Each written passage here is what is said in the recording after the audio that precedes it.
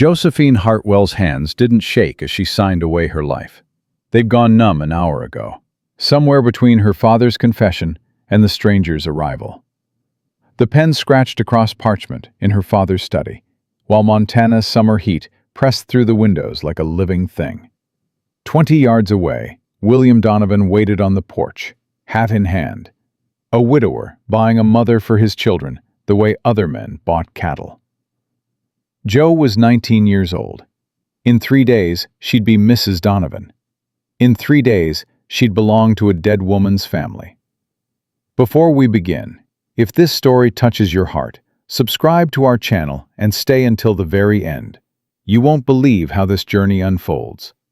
And comment below what city you're watching from, so I can see how far Jo's story travels. The ink was still wet when Jo's father finally looked at her.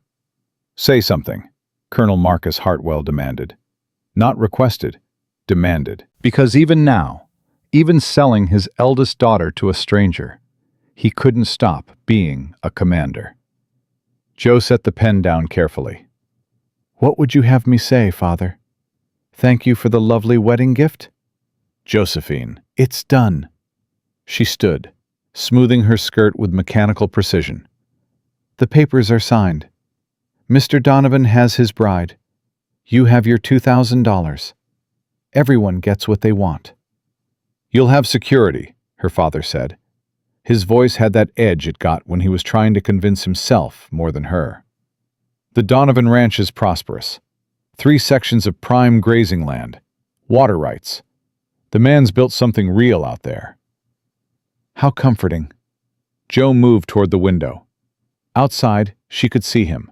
William Donovan. Tall, broad-shouldered, sun-weathered in that way frontier men got, like the land had claimed them piece by piece. He stood perfectly still, staring at the horizon, hat brim low. "Does he know I can read? Or will that be an unwelcome surprise?" "Don't be clever. It doesn't suit the situation." "Nothing about this situation suits me, Father, yet here we are." The study door opened. Jo's mother slipped in, all practiced grace and trembling hands, the combination she'd perfected since the money disappeared. Abigail Hartwell had been a Boston socialite once. Now she was a frontier officer's wife clinging to the memory of better days. "Darling," Abigail said softly, "Mr. Donovan is asking if you'd take a walk with him before supper. He thinks you should talk." Talk. Jo tasted the word. How modern of him. "Josephine, please!" Her mother's voice cracked. Just slightly, just enough to hurt. "He's trying to be kind." Kind would have been a choice, Mother. But she went anyway, because what else was there to do? Rage in her room? Weep? She'd done both already, in the 2 days since her father had made his announcement. Now there was only this, walking toward a stranger who'd paid for her like livestock, trying to hold on to whatever dignity remained. William Donovan turned when she stepped onto the porch. Up close, he was older than she'd expected. 29 to her 19 felt like a canyon. His eyes were blue, storm cloud blue, the kind that had seen things. "Miss Hartwell." He didn't offer his hand, didn't smile, just nodded, respectful but distant. "Thank you for agreeing to speak with me." "Did I agree?" Jo descended the steps. "I thought I was purchased." Something flickered in his expression. Shame, maybe, or anger. "That how you see it?" "That's what it is." A long silence. Somewhere in the distance, her younger brothers were shouting. Nathan and Samuel, the twins, still young enough to think this was all some grand adventure. Their sister, going west. How exciting.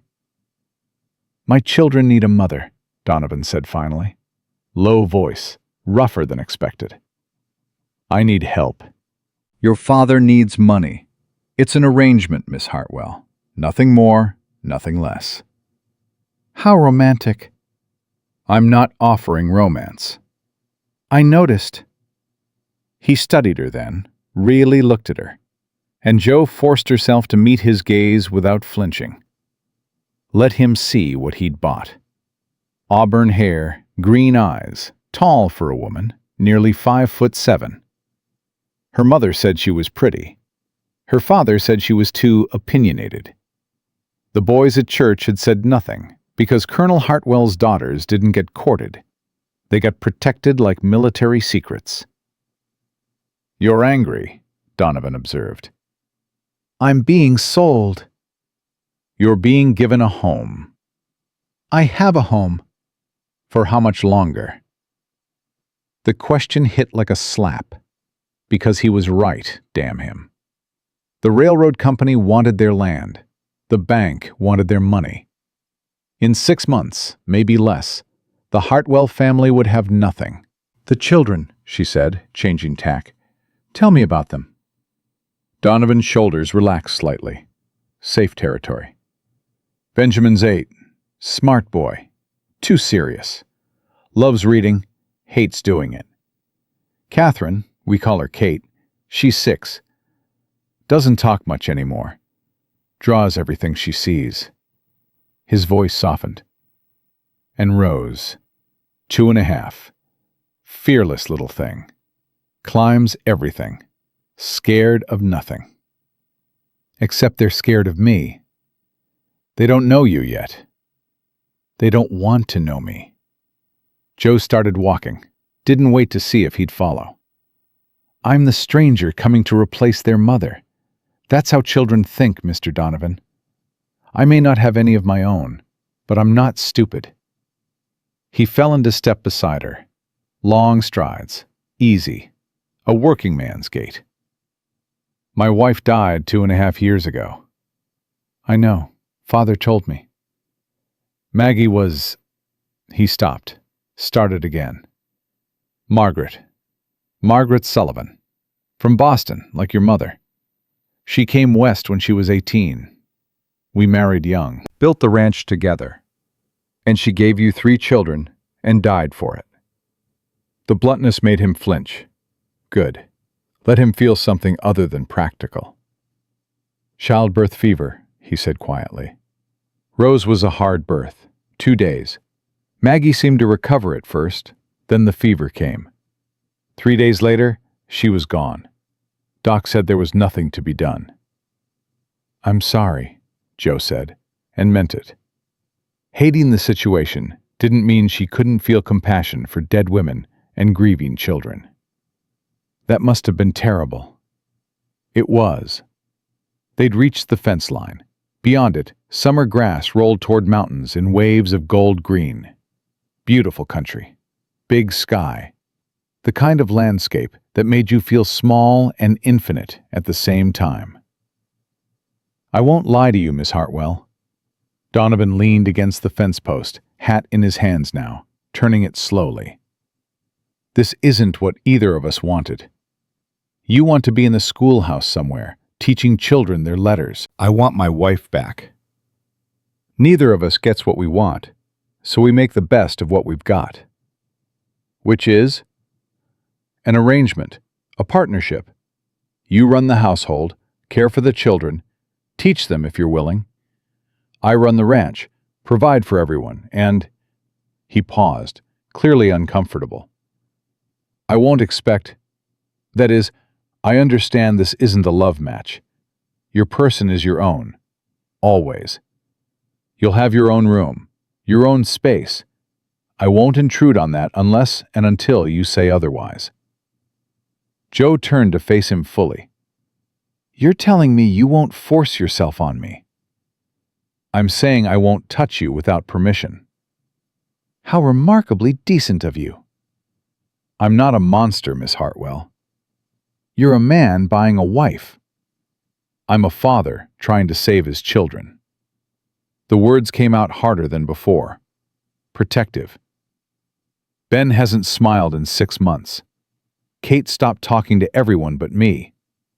Rose is too young to remember her mother, and that kills me every single day. So yes, I'm buying help. I'm buying a chance for them to have something close to normal. If that makes me a monster, I'll wear the title." Silence fell between them. Heavy. Honest. "What happened to your hand?" Joe asked, noticing the scar across his left palm for the first time. "Cattle. 3 years back. Got between a bull and a fence. Lost the argument." "Does it still hurt?" "Sometimes, when it rains." She didn't know why she asked, didn't know why she cared. But something about the way he'd said, "I'm not a monster," made her want to see him as human instead of enemy. "I can read Latin," Joe said abruptly, "and Greek," my father insisted. "I can calculate figures in my head faster than most men with paper. I know herb medicine, my grandmother taught me. I can ride, shoot, and I've set broken bones twice." She met his eyes. "I'm not some delicate city girl who'll faint at ranch work, Mr. Donovan. I'm practical, educated, capable. If you're buying a wife, at least know what you're getting." Something shifted in his expression. Respect, maybe, or surprise. "Then we understand each other." "Do we? You're telling me you'll do the job. I'm telling you I'll respect you while you do it. That's more than most arranged marriages get." "The bar is underground, Mr. Donovan." "Will." He said it simply. "If we're going to do this, you should call me Will. Mr. Donovan was my father." "Will," she repeated, testing it. It felt strange on her tongue, intimate. "And you'll call me—" "What do you prefer?" "Josephine. Or Joe. Not Josie. Never Josie." "Joe," he nodded. "Suit you better anyway." They stood there as the sun started to sink, painting everything gold and shadow. Tomorrow, Joe's mother would alter a dress for the wedding. Tomorrow, her brothers would pack her trunk. Tomorrow, her father would shake Will's hand and pretend he was doing right by his daughter. But right now, in this moment, it was just two strangers making peace with their future. "Can I ask you something?" Joe said. "Go ahead." "Do you still love her? Your wife?" Will didn't answer immediately. He looked out at the land, jaw working. "Yes," he said finally. "I'll always love Maggie. She gave me my children. We built a life together. That doesn't just disappear." "Then where does that leave me?" "I don't know yet." He turned to face her, and the honesty in his eyes was almost worse than cruelty would have been. "But I promise you this, Joe. I'll try. I'll try to be fair, to be kind, to make this bearable for both of us. That's all I can offer." It wasn't much. It wasn't nearly enough. But it was something. "Then I suppose we have an agreement," Joe said. "I suppose we do." They walked back to the house in silence. On the porch, her mother waited with tear-stained cheeks and a brave smile. Her father stood in the doorway, looking 10 years older than he had that morning. The twins wrestled in the yard, oblivious. Elizabeth, her younger sister, watched from the window with wide eyes. This was the last time Joe would see them all together. After the wedding, she'd leave. She'd climb into Will's wagon and ride away from everything she'd ever known. She'd become Mrs. Donovan. She'd mother children who didn't want her, run a dead woman's household, sleep in a stranger's house. And somewhere in the middle of all that, she'd have to figure out how to survive without losing herself completely. 3 days later, Jo stood in her mother's best dress, hastily altered, lace at the collar, blue silk that brought out her eyes, and listened to Reverend Ashford recite words that felt like a prison sentence. "Do you, Josephine Marie Hartwell, take this man—" The church was small. Frontier wood, rough-hewn pews, windows that let in too much light. Her family filled the front row. Will's foreman, a man named Luke, stood as witness. And somewhere in the back, she knew, the town gossips watched and whispered. Mail-order bride.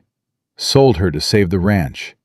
Poor man, so desperate he had to buy a wife. That girl, thinking she's better than us. Joe blocked it out, focused on the Reverend's words. On Will's profile, he stood perfectly still, face unreadable, looking at her but not really seeing her. On the ring he'd bought, simple gold, size too large because he'd had to guess. "I do," she heard herself say. Will repeated his vows. His voice was steady, practiced. He'd done this before, Joe realized. 7 years ago, he'd stood in a different church with a different woman and said these exact words. Did he remember? Was he comparing? "I now pronounce you man and wife. No, you may kiss the bride." Reverend Ashford wasn't that cruel. Or maybe he was being kind. Hard to tell. Will turned to her, offered his arm. "Mrs. Donovan." Mrs. Donovan. The name felt like a costume. They walked down the aisle together. Outside, his wagon waited, packed with her trunk, her books, the few things her mother had insisted she take. A ranch hand held the horses steady. Luke nodded respectfully but didn't speak. Joe's mother rushed forward, pulling her into a desperate embrace. "Write to me," Abigail whispered. "Every week. Promise me." "I promise. And if anything, Mother, I'll be fine. You don't know that." "No," Joe agreed, "but I'll make it true anyway." Her father approached last, stiff, military. He pressed something into her hand, a small leather pouch that clinked with coins. "For yourself," Colonel Hartwell said quietly. "Your own money. Never be without means." It was the closest he'd come to an apology. Joe took it. "Goodbye, Father." "Josephine." He stopped. Whatever he'd meant to say died unspoken. Instead, he nodded once, saluted, as if she were a soldier going to war instead of his daughter going to her marriage. Maybe it was the same thing. Will helped her into the wagon. His hand was warm, calloused, steadying. He climbed up beside her, took the reins, and clicked his tongue at the horses. They lurched forward. Joe didn't look back. She'd promised herself she wouldn't. But she heard her mother sob, heard Elizabeth calling her name, heard the twins finally realize their sister was leaving and start to cry. The sound followed her for miles. The ranch appeared on the horizon 4 hours later, nestled in a valley between rolling hills. Bigger than Joe had expected. A 2-story house, weathered wood, but solid. Barn painted red, but fading. Outbuildings, fences carving the land into orderly sections. Cattle dotting the distance like dark stones. "There," Will said. First word he'd spoken since they'd left town. "That's home." Home. Joe let the words settle. Before the wagon even stopped, the front door burst open. A small figure came flying out, dark curls bouncing, bare feet pounding dirt. "Papa! Papa's home!" Rose. Had to be. 2.5 years old, wearing a dress that had seen better days. Face smudged with what might have been jam or dirt or both. Will jumped down, caught her mid-leap, swinging her up with practiced ease. "There's my girl. You been good for Luke?" "Uh-huh." "We saw a rabbit and I chased it, and it went in a hole and I tried to follow, but Luke said no, and I got mad. But then we had biscuits and—" She stopped mid-sentence, dark eyes landing on Joe, still sitting in the wagon. "Who's that?" "Rose, this is Joe. Remember I told you? She's come to live with us, to help take care of you." The little girl's face shuddered. "Don't need help. Got Papa." "I know you do, Bug, but Papa can't do everything. Joe's going to help." "Don't want her." The words, so simple and devastating from a toddler, hit harder than Joe had expected. She climbed down from the wagon carefully, keeping her movements slow, non-threatening. "Hello, Rose," she said softly. "That's a very pretty dress." Rose buried her face in Will's shoulder. "Don't like her, Papa." "Rose, it's all right," Joe interrupted. She'd expected this, prepared for it. Still hurt, but she'd manage. "She doesn't know me yet." The front door opened again. This time, 2 more children emerged. The boy was tall for 8, already showing signs of the man he'd become. Serious eyes, guarded expression. He stayed on the porch, one hand on his younger sister's shoulder. Catherine, Kate, was tiny, delicate. She clung to her brother's side, watching Joe with eyes exactly like her father's. Gray-blue, assessing. "Ben? Kate?" Will set Rose down, moved toward them.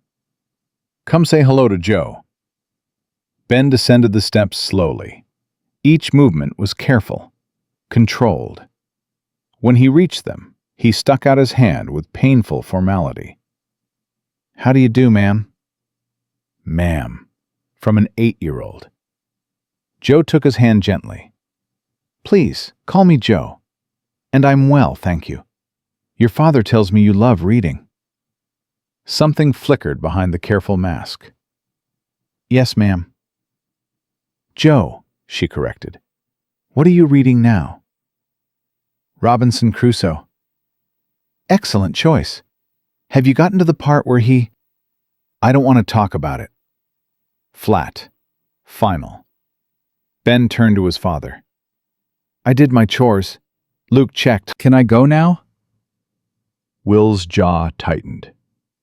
"Ben?" "Please, Papa, can I just go?" A long silence. Then Will nodded. "Go on." The boy fled, ran toward the barn like something was chasing him. Joe watched him go, chest tight. That left Kate. The little girl hadn't moved from the porch, hadn't spoken, just watched with those enormous eyes. "Catherine?" Will called gently. "Come meet Joe, sweetheart." No response. "She don't talk much," Rose announced helpfully. "Not since Mama died. Papa says she will when she's ready, but she ain't ready yet." "That's all right," Joe said. She moved closer to the porch, crouched down to Kate's level, still keeping distance. "You don't have to talk if you don't want to. But I'd very much like to know you, when you're ready." Kate stared at her. Then, slowly, she raised one hand. Made a small motion, almost a wave. Not quite. Progress. Maybe. "Luke!" Will called toward the barn. "Can you help with the trunk?" A man emerged. 30-ish, sandy hair, easy smile. "Mrs. Donovan, welcome to the circus." "Thank you, Mr.—" "Just Luke, ma'am. Luke Brennan. I'm the foreman here, which mostly means I do whatever needs doing and try to keep the boss from working himself to death." He shot Will a look, failing miserably at that last part. "Someone's got to run this place," Will muttered. "Yeah, well, maybe now you'll actually sleep occasionally." Luke hefted Joe's trunk like it weighed nothing. "Where do you want this?" Will hesitated. "The spare room, across from mine."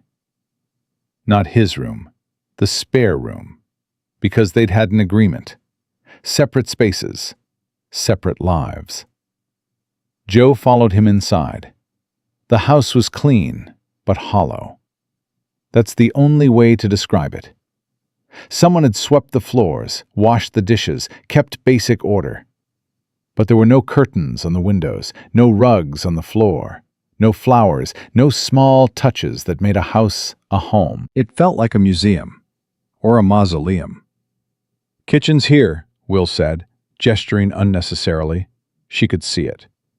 "Parlor there. Stairs lead to the bedrooms. 4 of them. Mine's at the end of the hall." Ben and Kate share the one next to mine. Rose has the small one. And this, he opened a door. This is yours. The room was sparse. A bed with a plain quilt, a dresser, a washstand, a window overlooking the east pasture, and on every surface, a thin layer of dust. "I'm sorry," Will said quietly. I meant to clean it better. It's fine." Jo set her carpet bag down. "It's just dust." "There are linens in the chest, if you need anything else." "Will," she turned to face him, "I'm not going to break. You can stop treating me like I'm made of glass." "I'm trying to be considerate." "You're trying not to feel guilty." The accusation hung between them, true and ugly. "Yeah," he admitted finally. "That too." Downstairs they heard a crash. Rose's voice. "I didn't mean to." Will's eyes closed briefly. "I should go," Jo said. "I'll unpack." He left. Jo listened to his boots on the stairs, his low voice talking to Rose, the normal chaos of a household with children. This was her life now. These sounds, these people, this stranger's house. She moved to the window, looked out at land that stretched forever. Somewhere out there was the life she'd imagined, teaching school, choosing her own husband, making her own choices. But that life was gone now, traded for $2,000 and a land deed. So she'd make this one work instead. She had to. There was nowhere else to go. Jo finished unpacking just as the sun started to sink. She'd hung her 3 dresses in the empty wardrobe, placed her books on the dresser, set her grandmother's Bible on the nightstand. The room still felt like a stranger's, but at least now it had proof she existed. Downstairs, she heard Will's voice calling the children. Supper time, her first meal as Mrs. Donovan. Her stomach twisted. The kitchen was small, dominated by a cast-iron stove that looked older than Jo. Will stood at the counter, slicing bread with mechanical efficiency. Rose sat at the table, swinging her legs and singing something tuneless. Ben was nowhere to be seen. Kate hovered in the doorway, watching. "Can I help?" Jo asked. Will's knife paused mid-slice. "You don't have to. Not tonight. You just got here." "I'm not tired." "Still, Will," she moved closer. "Let me help. Please. I need to do something with my hands." He studied her for a moment, then nodded toward the stove. "Stew's been warming since noon. Just needs serving. Bowls are in that cabinet." Jo found the bowls, mismatched, chipped, clearly collected over years rather than bought as a set. She ladled stew carefully, trying not to spill. The smell was decent. Beef, potatoes, carrots. Simple but nourishing. "Ben?" Will called toward the stairs. "Supper." No answer. "Benjamin James Donovan, get down here now." Footsteps. Slow. Deliberate. Ben appeared, face set in stubborn lines. He slid into his chair without looking at Jo. "Say hello to Jo," Will prompted. "Hello." Flat. Emotionless. "Hello, Ben." Jo set a bowl in front of him. "Your father made stew. It smells wonderful." The boy stared at his bowl like it contained poison. Jo served the others. Kate took hers without a word. Rose immediately started eating with her hands until Will stopped her. Then Jo filled her own bowl and sat. The only empty chair was at the foot of the table, the opposite end from Will, where a wife would sit, where Maggie had sat. Jo lowered herself carefully, hyper-aware of 3 children watching her every move. Will's eyes were on his bowl. Nobody spoke. "This is good," Jo tried. "Really good. Did you make it yourself, Will?" Luke helps. Sometimes Esther Cooper from the next ranch brings things. We manage. Well, it's delicious. Silence. Just the scrape of spoons on ceramic. Then Ben pushed his bowl away. I'm not hungry. Ben, Will started. I said I'm not hungry. You haven't eaten since breakfast. Don't care. Jo kept her eyes on her own food, trying to disappear. This wasn't about her, except it was entirely about her, and everyone knew it. You'll sit there until you eat something, Will said. Not angry, just firm. House rules. Rules changed when she showed up. The words hung like a slap. Will's jaw tightened. Benjamin, apologize. Right now. Why? It's true. Everything's different now. You brought her here, and now everything's different and wrong, and I hate it. Ben. I hate her! The boy's voice cracked. I hate that she's sitting in Mama's chair and using Mama's bowls, and you're pretending it's okay, but it's not. It's not okay. He shoved back from the table so hard his chair tipped. It hit the floor with a crack that made Rose start crying. Ben ran out the back door, slamming it so hard the windows rattled. Will stood, running a hand through his hair. I'm sorry. He's not usually... He doesn't... It's fine, Jo said quietly. It wasn't fine. Nothing about this was fine. But what else could she say? No, it's not. Will moved toward the door. I'll go talk to him. Maybe let him cool off first? He can't talk to you that way. He's 8 years old, and his mother's dead. He can talk to me however he needs to. Will stopped, hand on the doorknob, looked back at her with something that might have been gratitude, or might have been despair. Hard to tell which. I'll check on him in a bit. He returned to the table but didn't sit. Just stood there, looking lost in his own kitchen. Rose, stop crying. It's okay. But Rose was working herself into a full tantrum now. Want Ben. Want Ben to come back. He'll come back, Bug. Just give him time. No. Want him now. Want. She hiccuped, face red and splotchy. Want Mama. The word detonated like a grenade. Kate's face crumpled. Will's shoulders sagged, and Jo sat frozen, spoon halfway to her mouth, watching her new family disintegrate around her.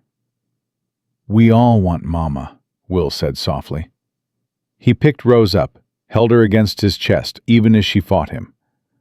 I know, baby, I know. But Mama's in heaven now, remember? She's with the angels. Don't want angels, want Mama. Jo stood carefully. I'll clean up. You don't have to. I want to. She needed to. Needed something to do that wasn't watching a widower comfort his screaming child, while another one cried silently, and the third hid in the barn hating her. She cleared bowls, scraped uneaten stew back into the pot, washed dishes in water that had gone cold. Behind her, Will rocked Rose and murmured things Jo couldn't hear. Kate disappeared upstairs without a sound. This was her wedding night. This was her new life. God help her. By the time the dishes were done, Rose had cried herself into hiccuping exhaustion. Will carried her upstairs, still murmuring. Jo heard the creak of floorboards, the low rumble of his voice, reading something. A story, maybe. Or a prayer. She dried her hands on a towel that had seen better days and looked around the empty kitchen. Her kitchen now, supposedly. It felt like trespassing. She climbed the stairs slowly, each step creaking loud in the quiet. The spare room waited, door ajar, dark and empty. Will's door was closed. Ben's room, she could hear crying, muffled, the sound of a child trying not to be heard. Jo's hand raised toward the door. Stopped. What could she say? What comfort could she offer? She was the reason he was crying. She lowered her hand and went to her own room instead. The bed was made with clean sheets. Will must have done it earlier. The window showed darkness now, stars starting to emerge. Jo changed into her nightgown mechanically, brushed her hair, tried to pray, but the words wouldn't come. She lay down in a dead woman's house and stared at the ceiling until she heard Will's footsteps in the hall. They paused outside her door, didn't knock, just paused, then continued to his own room. His door closed. Jo counted to 100, then 200. The house settled around her with unfamiliar sounds. Wood contracting in cooling air, mice in the walls, the distant call of something wild. She couldn't do this. Couldn't lie here in this room, in this house, with those children hating her, and Will regretting her, and herself disappearing piece by piece into someone she didn't recognize. Jo got up. She pulled her shawl around her shoulders, slipped her feet into shoes, and crept downstairs as quietly as she could manage. Out the back door, across the yard. The barn loomed ahead, dark but somehow more welcoming than the house. Inside, it smelled like hay and horses and honest work. Jo found a lantern, lit it with shaking hands. Found an empty stall with clean straw, spread her shawl on the ground and sat down, back against the wall. Better. This was better. Out here she wasn't trespassing, wasn't sitting in a dead woman's chair or sleeping in a dead woman's house. Out here, she could just be Jo. Alone. Lost. But at least honestly so. She drew her knees up and let herself cry. Finally. Really cry. Not the delicate tears of a lady, but the ugly, gasping sobs of someone who'd been holding it together through sheer force of will and had finally run out of strength. She cried for the future she'd lost, for the father who'd sold her, for the children who hated her, for Will, trapped in grief, for herself, trapped in consequences. She cried until she couldn't cry anymore. That's when she heard it. Small footsteps on the barn floor. Jo's head snapped up.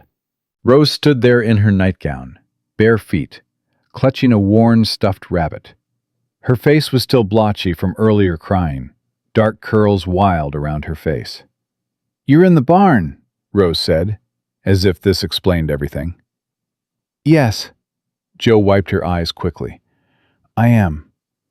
"Why?" I needed some air." "Papa says that when he's sad." Jo's throat tightened. "Does he come to the barn too?" Rose nodded. "After Mama died. He slept here lots. Ben said Papa didn't want us to hear him cry, but I heard anyway." The image of Will, strong, stoic Will, crying in this barn alone hit Jo harder than she expected. "You shouldn't be out here," Jo said gently. "It's cold. You'll catch sick."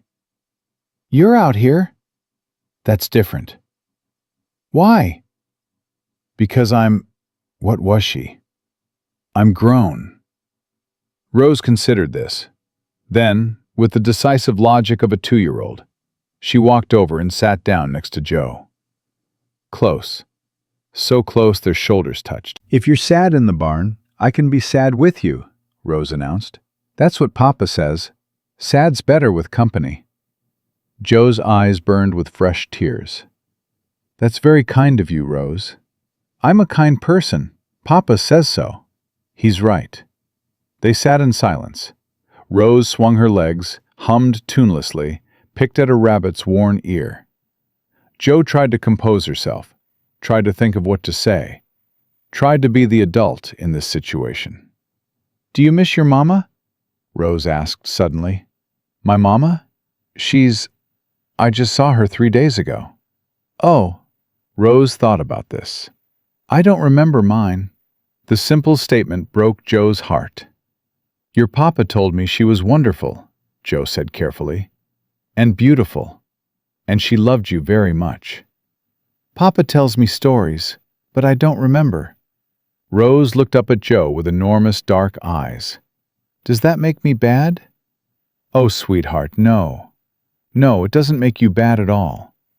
Ben says I should remember. He gets mad when I don't. Ben's hurting. Sometimes when people hurt, they say things they don't mean. Are you hurting? The question was so direct, so honest, that Joe couldn't lie. Yes, she admitted. I am. 'Cause you miss your mama? Partly, and because, how to explain this to a toddler? Because everything's new and strange, and I'm not sure I belong here. Rose's face scrunched up in thought. Then she held out her rabbit. Mr. Whiskers makes me feel better when I'm sad. You can hold him if you want. The generosity of it, this tiny child offering her most precious possession to a stranger she'd said she didn't want just hours ago, made Joe's composure shatter completely. Thank you, she whispered, taking the rabbit carefully. It was soft, well-loved, missing one eye. Mr. Whiskers is very special. Mama made him. Papa told me. Before she died, she made him for me so I'd always have something from her. Rose leaned her head against Joe's arm.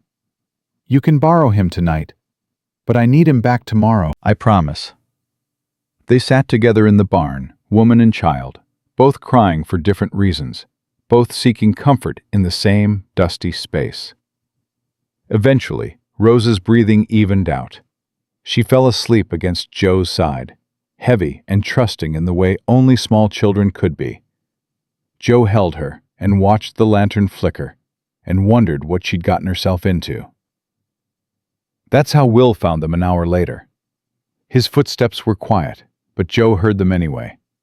She looked up as he appeared in the doorway, dressed hastily, hair disheveled.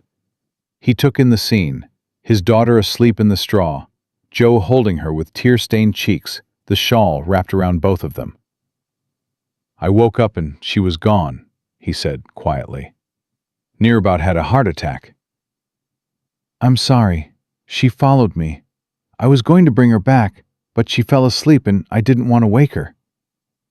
Will moved closer, crouched down. His eyes swept over Joe's face, taking in the evidence of crying. He didn't comment on it, just reached for Rose gently. I'll carry her in. Wait, Joe shifted carefully. Can I ask you something first? Go ahead. Do you come out here often? To the barn? He went still. Rose told you. She said you used to sleep here, after Maggie died. A long silence. Then Will nodded slowly. Yeah, I did. For months. Couldn't stand being in that house without her. Out here felt easier somehow. That's why I came, Joe admitted. Not because of Maggie, just because the house felt like you were trespassing. Yes. I know the feeling. Will stood, lifting Rose carefully. She didn't wake, just curled into his chest with practiced ease. Come on, let's get you both inside. I can stay here. It's your wedding night, Joe. You're not sleeping in my barn. It's not really a wedding night, though, is it?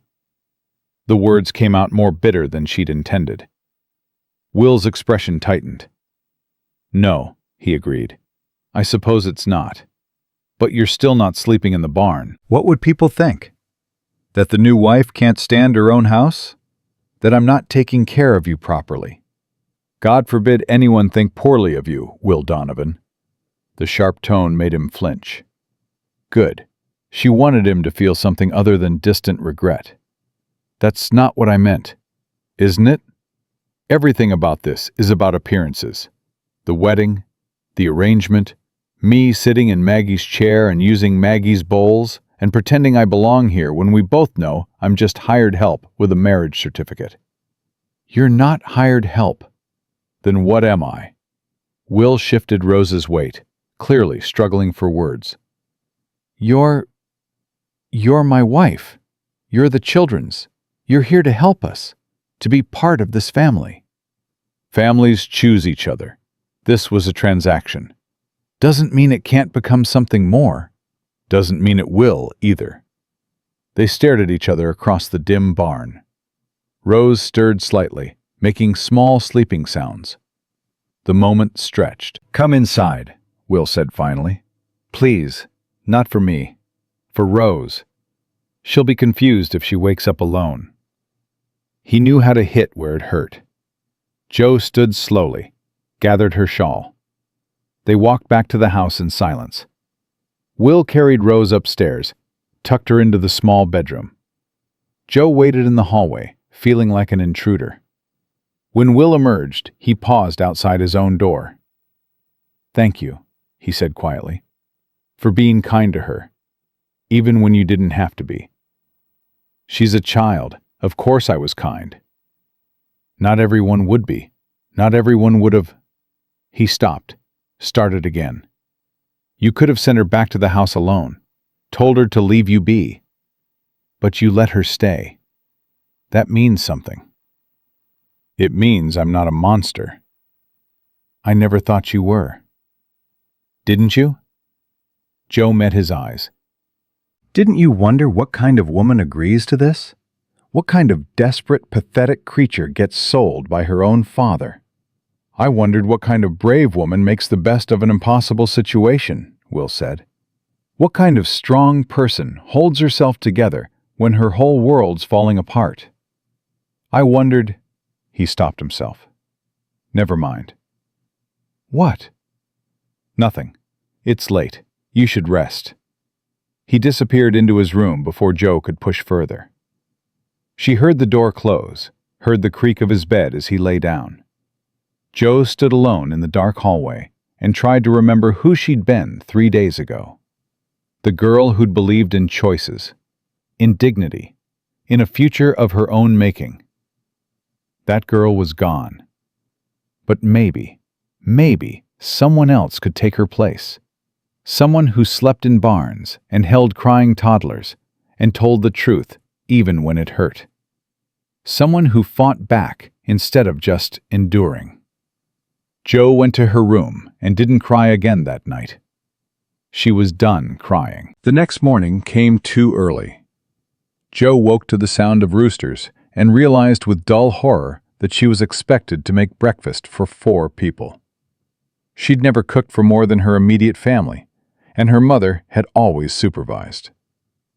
The kitchen was cold. Jo fumbled with the stove, trying to remember how to light it properly. She found eggs, flour, milk that hopefully wasn't spoiled. Decided on flapjacks. Simple, hard to ruin.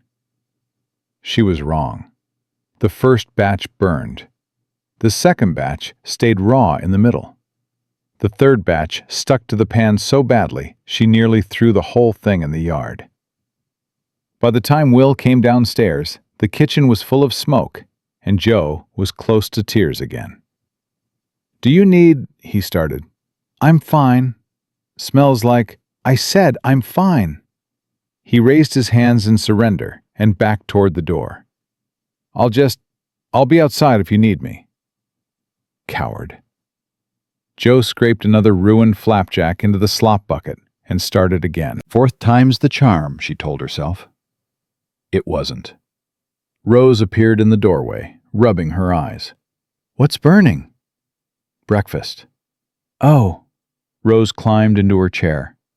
"Mama used to burn things too. Papa ate it anyway." Great. Another comparison. Ben came down next, took one look at the disaster, and smirked. "Nice work. If you don't like it, you're welcome to cook it yourself." "I would, but you're the wife now. Ain't that your job?" The challenge in his voice was clear. Jo turned from the stove, spatula in hand, and fixed him with the same look her father used on insubordinate soldiers. "My job," she said carefully, "is whatever I decide it is. And if I decide it includes teaching an 8-year-old boy some manners, that's what'll happen. Understood?" Ben's smirk faltered. "You can't tell me what to do." "Actually, I can. I'm the adult. You're the child. That's how this works. You're not my mother. I never said I was. Then you can't boss me. Benjamin. Will's voice came from the doorway, low, warning. That's enough. But I said enough. Apologized to Joe. Why should I? Because I'm telling you to. Father and son stared at each other. Ben's jaw worked, tears building in his eyes. For a moment, Joe thought he might actually cry. Instead, he shoved back from the table. I hate this. I hate her, and I hate you for bringing her here, and I hate everything. He ran. Again. Out the front door this time. Will started after him, but Joe caught his arm. Don't. He can't keep doing this. He's grieving. Let him grieve. By being cruel to you, I can handle it. You shouldn't have to. But I do. So I will. Joe released his arm and turned back to the stove. Just give him time, Will. That's all any of us need. Time. Will looked like he wanted to argue. Instead, he grabbed his hat and headed out without another word. The back door slammed. Rose watched all of this with wide eyes. Are you going to leave like Mama did? The question stopped Joe cold. What? Ben says all the ladies leave. Mama left, and now you're going to leave too, 'cause Ben's mean. Joe knelt down to Rose's level, took her small hands. Listen to me, sweetheart. I'm not leaving. I promised your papa I'd stay, and I keep my promises, even when things are hard, especially when things are hard. Promise? I promise. Rose seemed to consider this. Then she smiled, the first real smile Joe had seen from her. Okay, can I have breakfast now? Even if it's burned? Even if it's burned. They ate together, just the two of them. The flapjacks were terrible, but Rose ate them gamely, drowning them in honey until they were almost edible. Kate appeared halfway through, took a plate without speaking, and returned to the corner where she'd apparently been drawing. Joe cleaned up the disaster, made a mental note to ask Will where they kept the cookbook, and tried to plan how to survive the rest of the day. That's when horses approached outside. Joe looked through the window and saw a wagon pulling up. Older woman driving, another woman beside her. Will emerged from the barn, clearly surprised. Esther, Joe heard him call. Didn't expect you today. Well, I couldn't very well let you fumble through this alone, could I? The older woman climbed down with practiced ease. Brought some supplies, and Eleanor wanted to meet the new Mrs. Donovan. The younger woman, Eleanor, smiled, but it didn't reach her eyes. How exciting! A mail-order bride right here in Silver Creek County. Joe's stomach sank. Here it came, the judgment, the gossip, the whole town knowing her business. She smoothed her dress, one of Maggie's, she'd realized with a start this morning, and went to the door before Will could come get her. Mrs. Cooper, she said, guessing based on Will's greeting. Thank you for coming. I'm Josephine. Joe. Esther Cooper was perhaps 55, weathered and strong, with sharp eyes that took in everything. Esther's fine, dear. No need for formalities out here. This is Eleanor Ashford, the younger woman supplied. The Reverend's wife. I teach, or rather, I'd like to teach, if we ever get proper funding for a schoolhouse. Joe was planning to teach, Will said quickly. Before. How unfortunate for you, Eleanor said sweetly. Poison wrapped in honey. Giving up your dreams for domesticity. Though I suppose some women are suited for it. Some women don't get to choose, Joe replied, just as sweetly. Eleanor's smile tightened. Esther looked between them like she was watching a boxing match. Well then, I brought fresh bread, some preserves, and a ham. Figured you might need help settling in. That's very kind. Also wanted to make sure Will here wasn't working you to death already. She shot Will a look. You remembering to eat, boy? I'm 29, Esther. Not exactly a boy. You'll always be a boy to me. Now where's that coffee I smell burning? She bustled past Joe into the house like she owned it. Eleanor followed more slowly, taking in every detail with calculating eyes. Joe exchanged a glance with Will. He looked apologetic. Esther helped after Maggie died, he explained quietly. She means well, just doesn't know the meaning of boundaries. And Mrs. Ashford? Town gossip. Careful what you say around her. Too late. Eleanor was already in the kitchen, examining Joe's breakfast disaster with barely concealed glee. Having trouble with the stove, dear? Just learning its quirks. How long have you been married? 3 days? 4. And already he's got you cooking and cleaning and mothering his children. Men can be terribly demanding, can't they? I volunteered. Did you? How generous. Esther emerged from inspecting the parlor. Where are the curtains, Will? And the rugs? This place looks like a bunkhouse. Haven't gotten around to it. 2 years? You haven't gotten around to it? She turned to Joe. Has he shown you the linens, the canning supplies, Maggie's recipes? Not yet. Well, no time like the present. Eleanor, make yourself useful and watch Rose. I'm giving the girl a proper tour. Before Joe could protest, Esther had her by the arm and was steering her toward the stairs.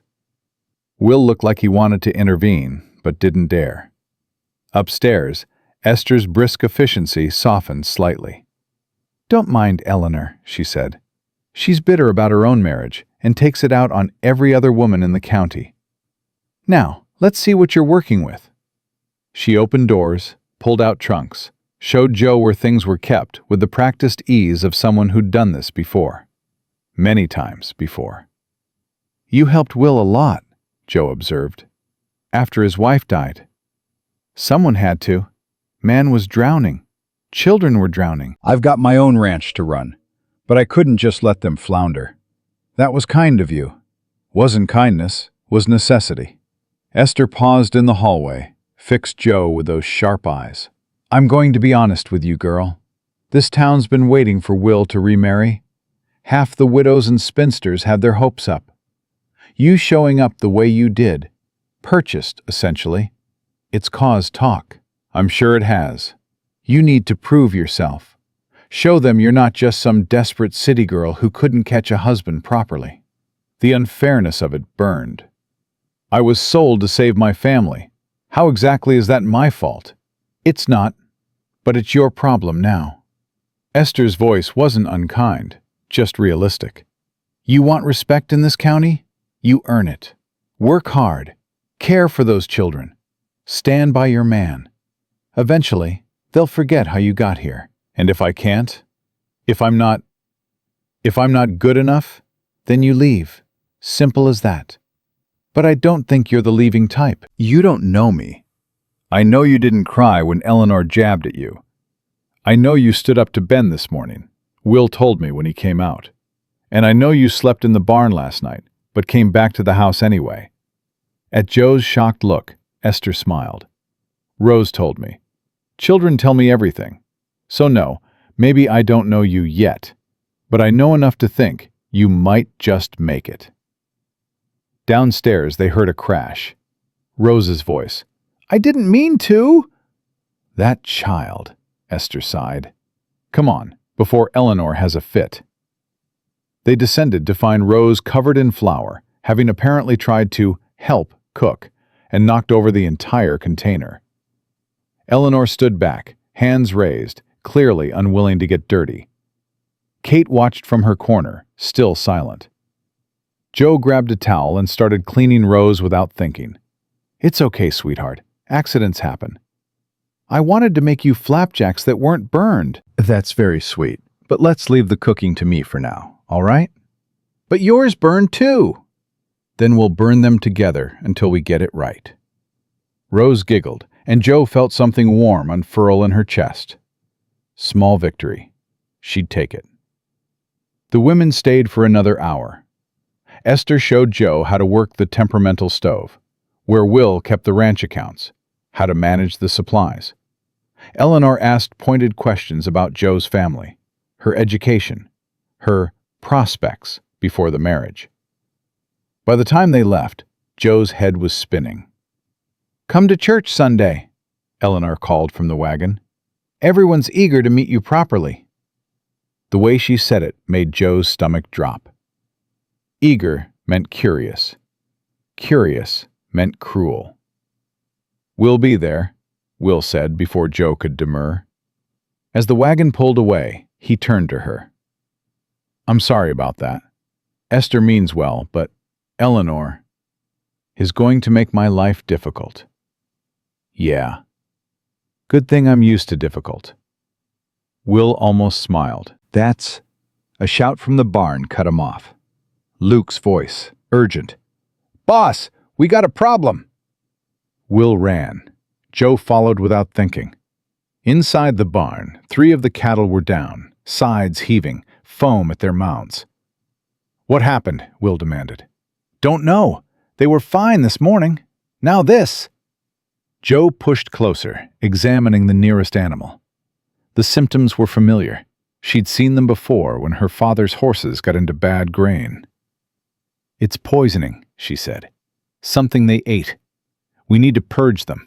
Now." Will stared at her. "How do you know?" "My grandmother was an herb woman. She taught me. Do you have activated charcoal? Epsom salts?" Maybe. In the tack room. There's medical supplies." "Show me."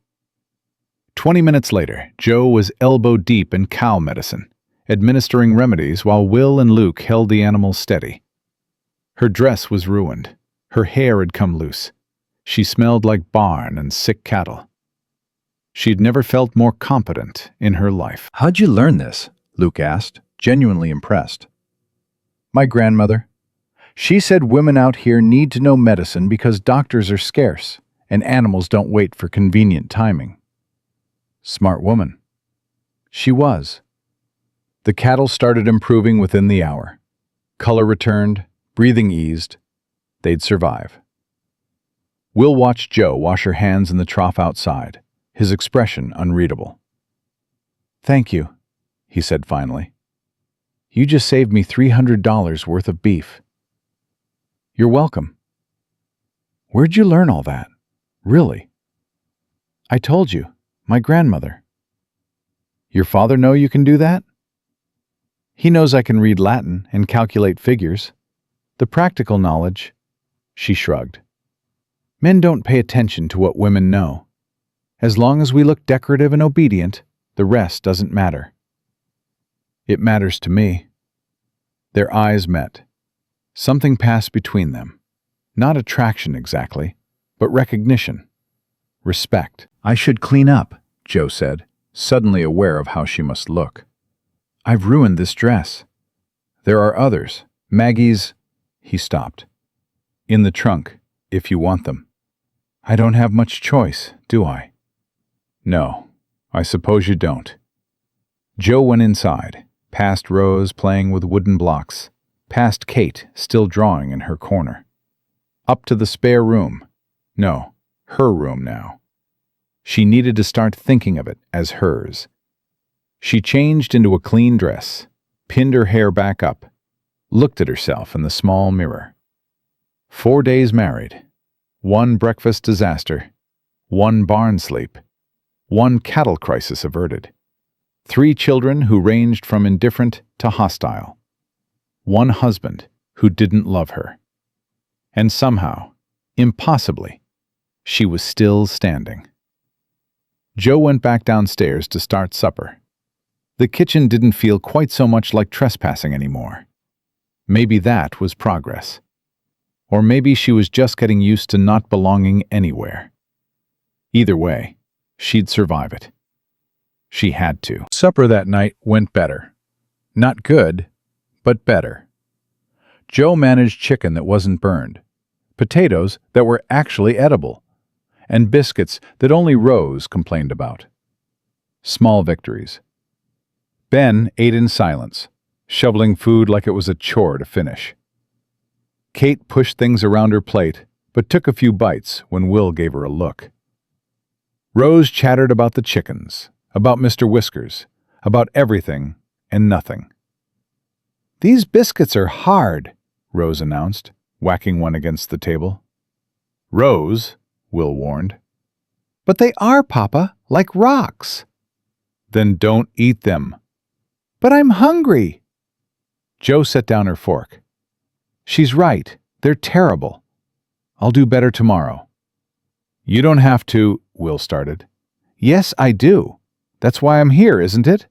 To cook and clean and make everything run smoothly?" The bitterness crept in before she could stop it. Might as well do it properly. Ben's head came up. "Mama's biscuits were perfect." "Ben," Will's voice went low. Warning. "Well, they were. And her stew was better. And her flapjacks didn't burn. And she didn't cry in the barn or make everything wrong. Benjamin, James, it's true. Everything was better before she came." Jo stood abruptly. Her chair scraped against the floor. "You're absolutely right." Everyone froze. "Your mother was better at this than me," Jo continued, voice steady despite her shaking hands. "She probably cooked better, cleaned better, loved you better. Because she was your mother, and I'm not. I'm just the woman your father purchased to fill the gap she left. So yes, Ben, everything was better before I came. But she's dead, and I'm here, and we're all stuck with each other. So maybe instead of making me feel worse than I already do, you could just eat your supper and let us all pretend this is working." The silence was deafening. Ben's face crumpled.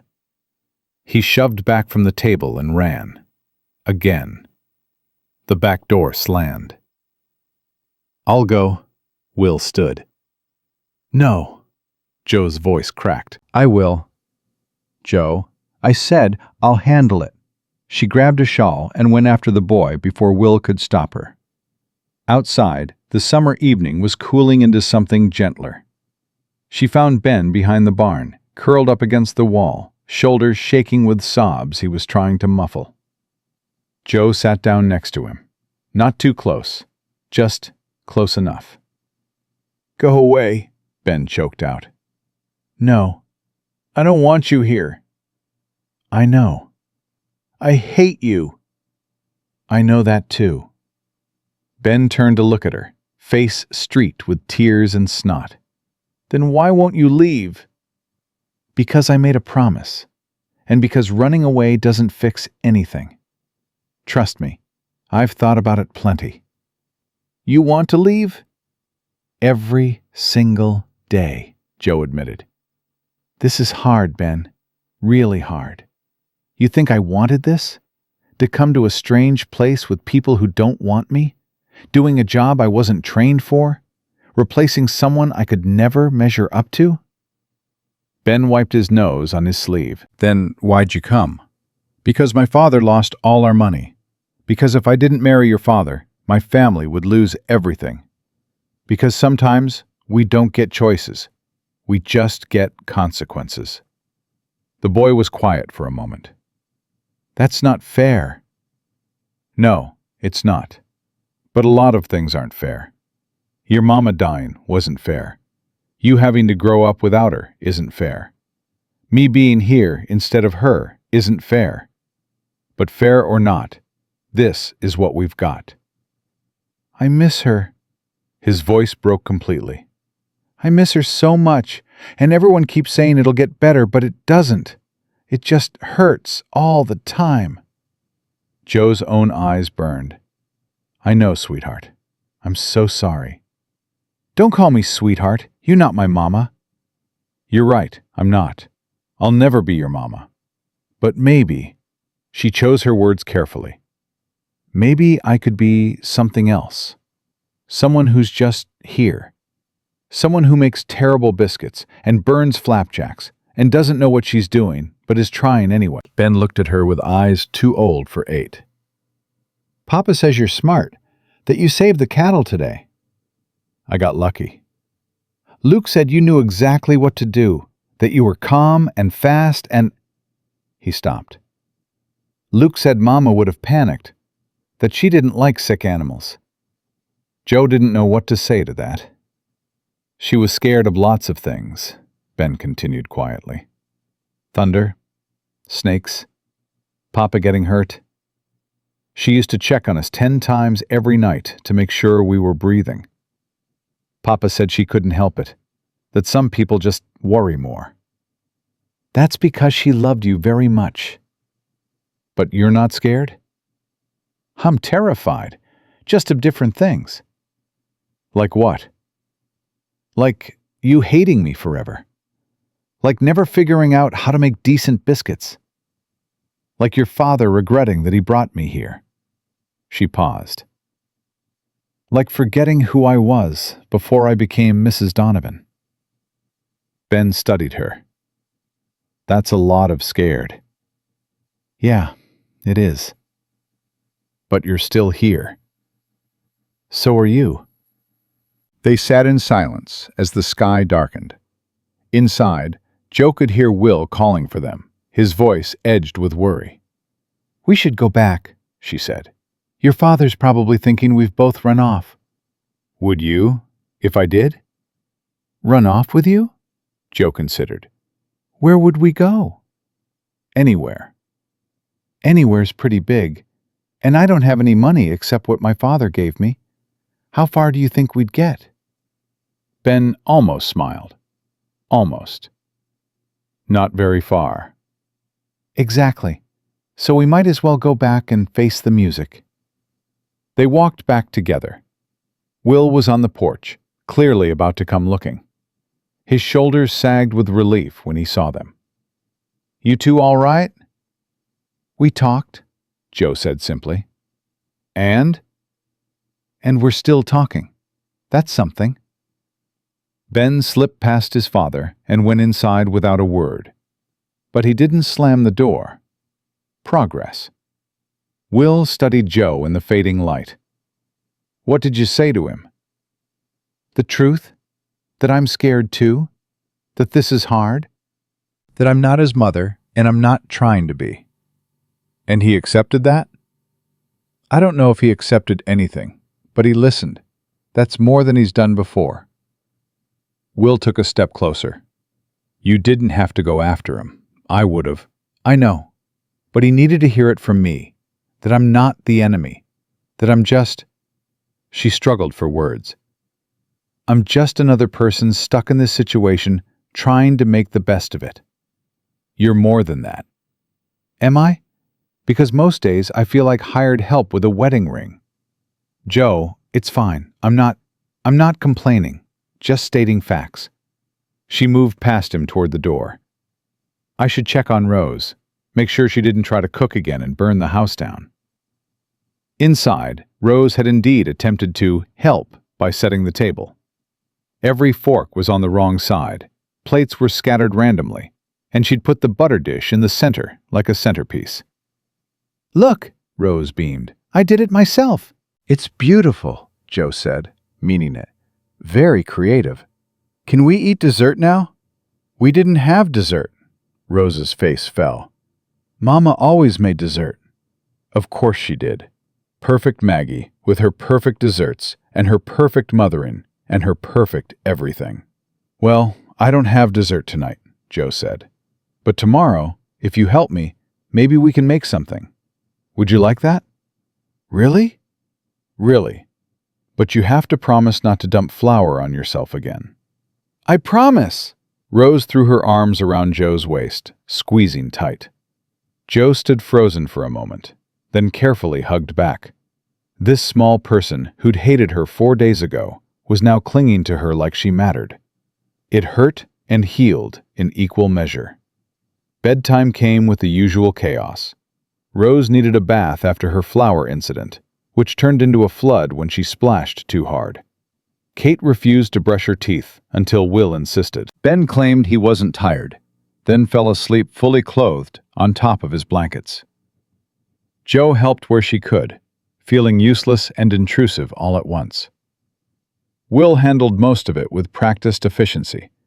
but she could see the exhaustion in the set of his shoulders. "Go rest," she told him as he carried Ben to bed properly. "I'll clean up the kitchen." "You don't have to." "Will, go. You've been up since before dawn." He looked like he wanted to argue, but didn't have the energy. "Thank you." After he went upstairs, Joe tackled the disaster zone that was the kitchen. Dishes everywhere, flour still coating the floor from Rose's adventure, the general chaos of feeding a family. Her family now, supposedly. She was scrubbing the last pot when she heard footsteps. Kate appeared in the doorway, clutching a piece of paper. Joe's hands stilled. The little girl hadn't spoken to her once since she'd arrived. Hadn't acknowledged her beyond those enormous, watchful eyes. "Hello, Kate," Joe said softly. "Did you need something?" Kate didn't speak, just walked over and held out the paper. It was a drawing, crude but recognizable. A house. 4 figures standing in front. 1 tall man, 3 smaller shapes that must be the children. And off to the side, separate, a 5th figure with reddish hair. Joe. Is this our family?" Joe asked carefully. Kate nodded. "It's beautiful. You're very talented." The little girl's finger pointed to the separate figure, then to Joe, then back to the picture. "You're asking why I'm over here? Away from everyone else?" Another nod. Joe swallowed hard. "I don't know, sweetheart. Maybe because I'm new? Maybe because I don't quite fit yet?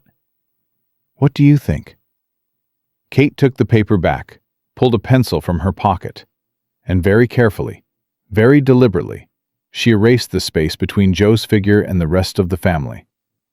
Then redrew Joe standing with them, next to Will, part of the group.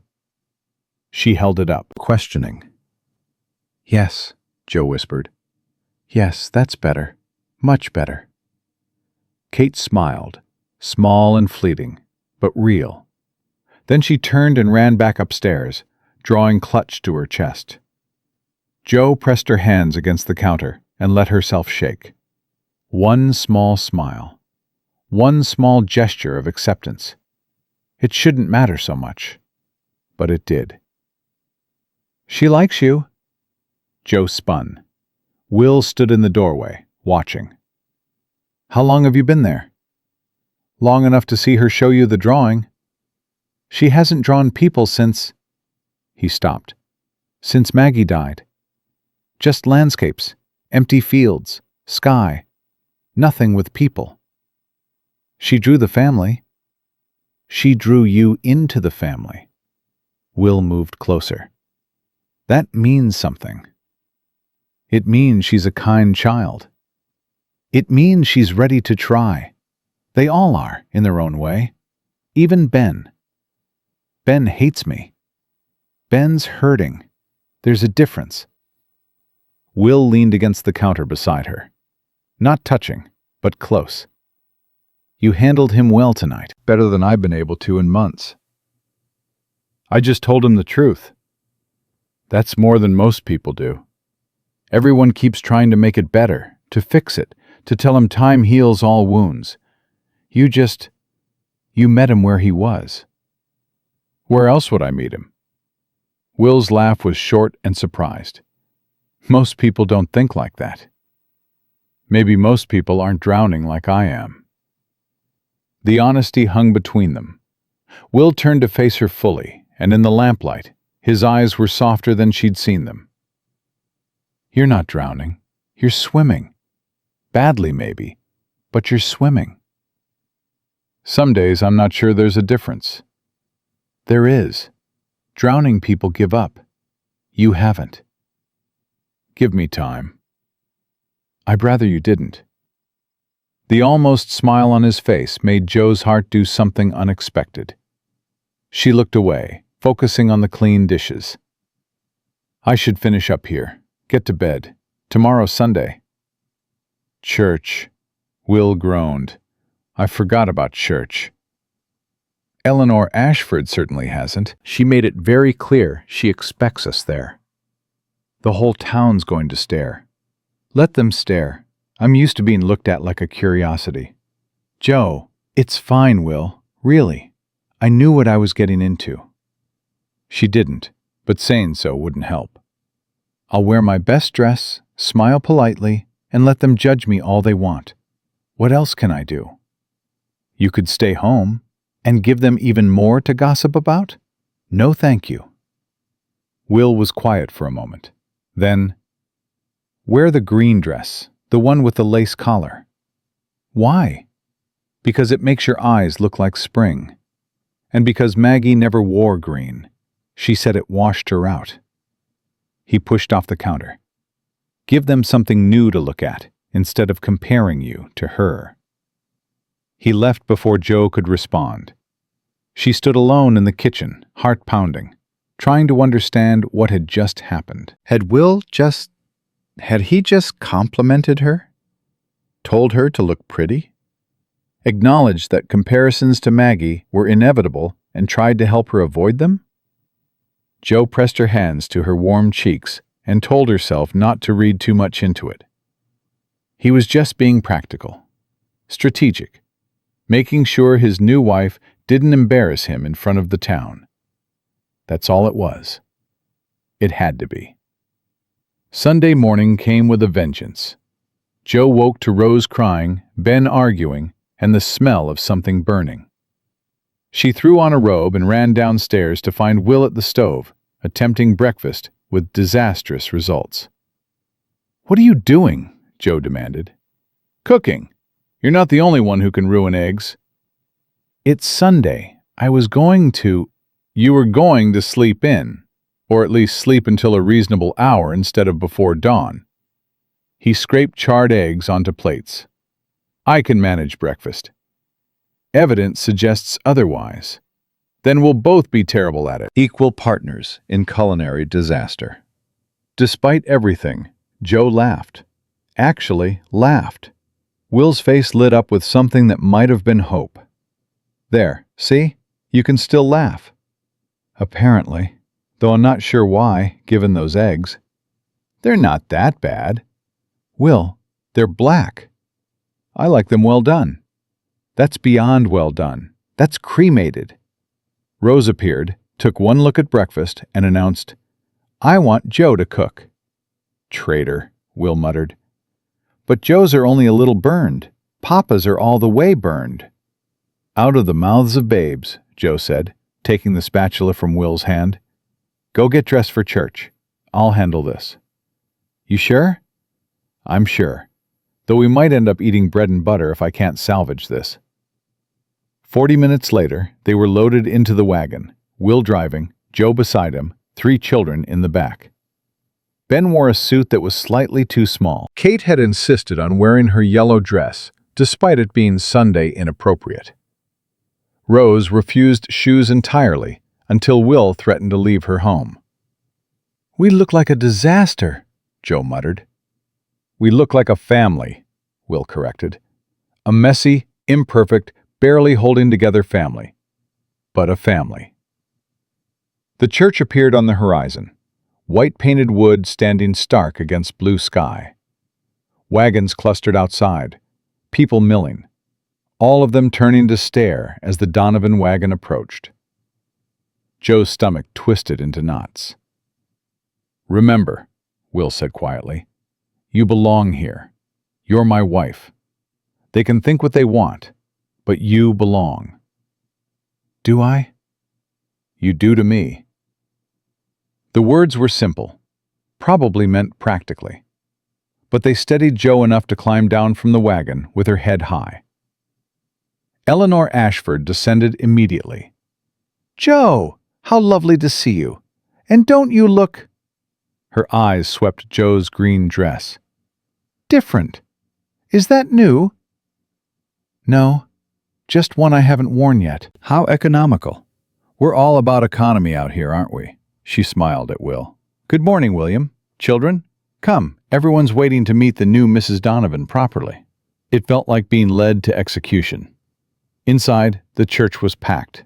every pew filled, every eye turning toward them. Joe felt her face burn as whispers erupted. That's her. So young. Poor man, having to purchase. Did you see the dress? Is that? Maggie would never.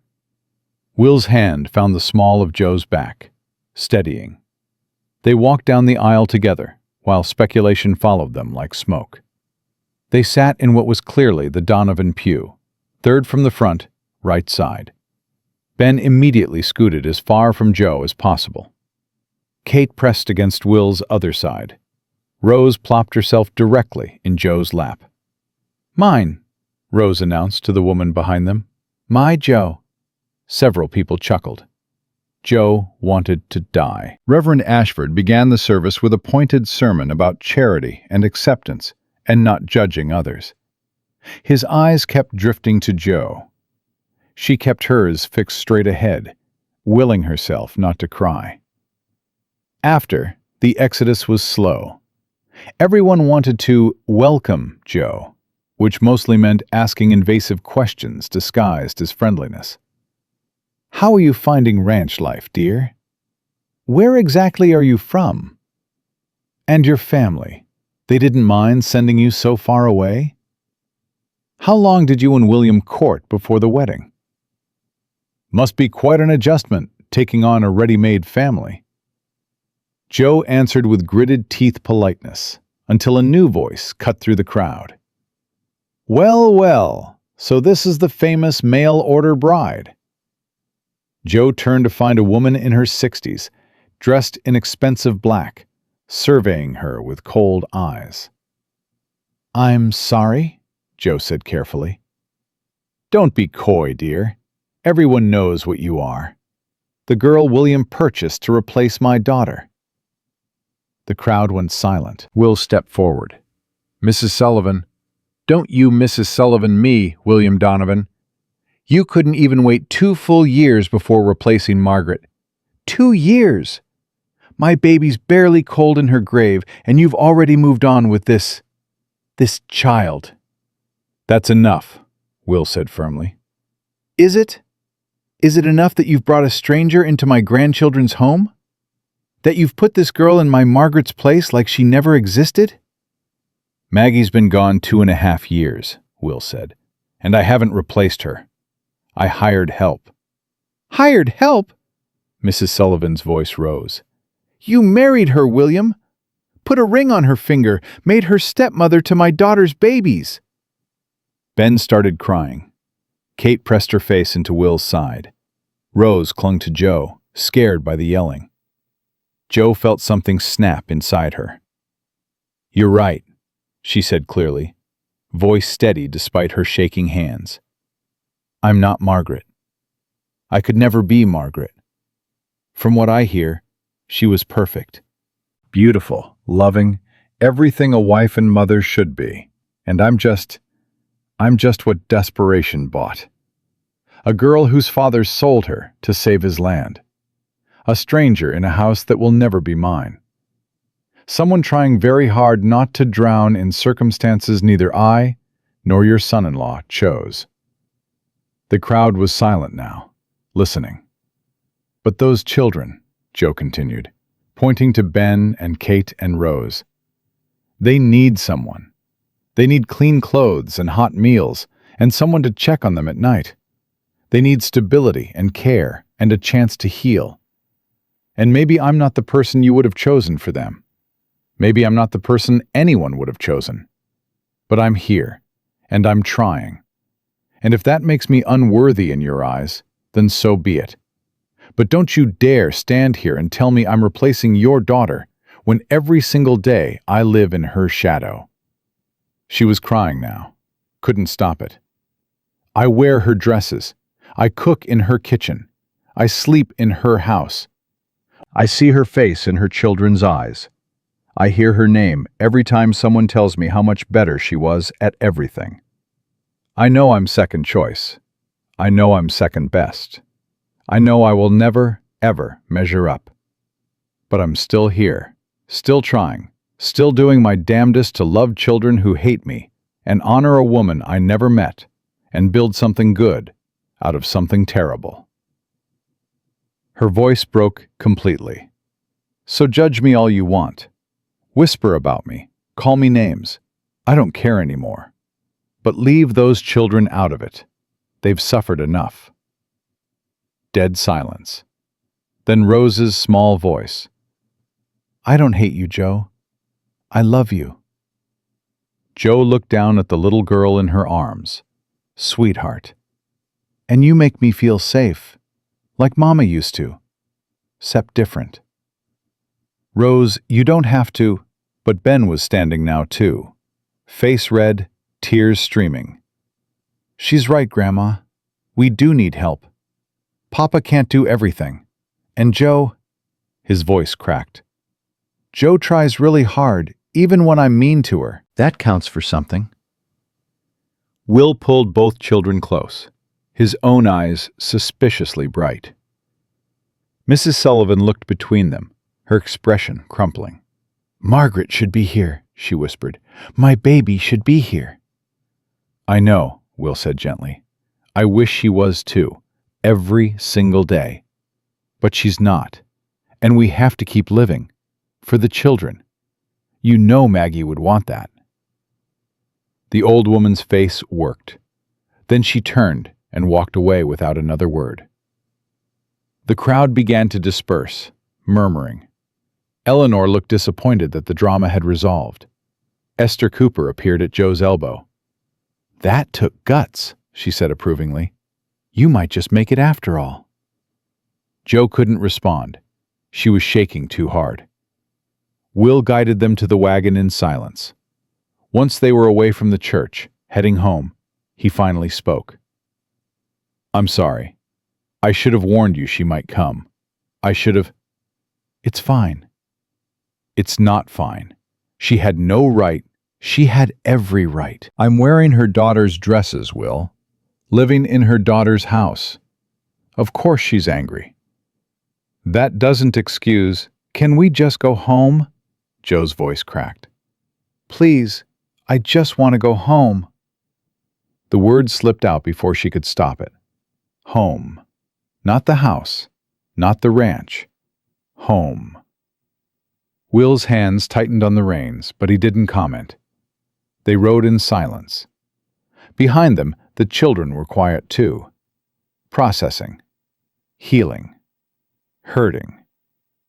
When they pulled up to the house, Joe climbed down before Will could help her.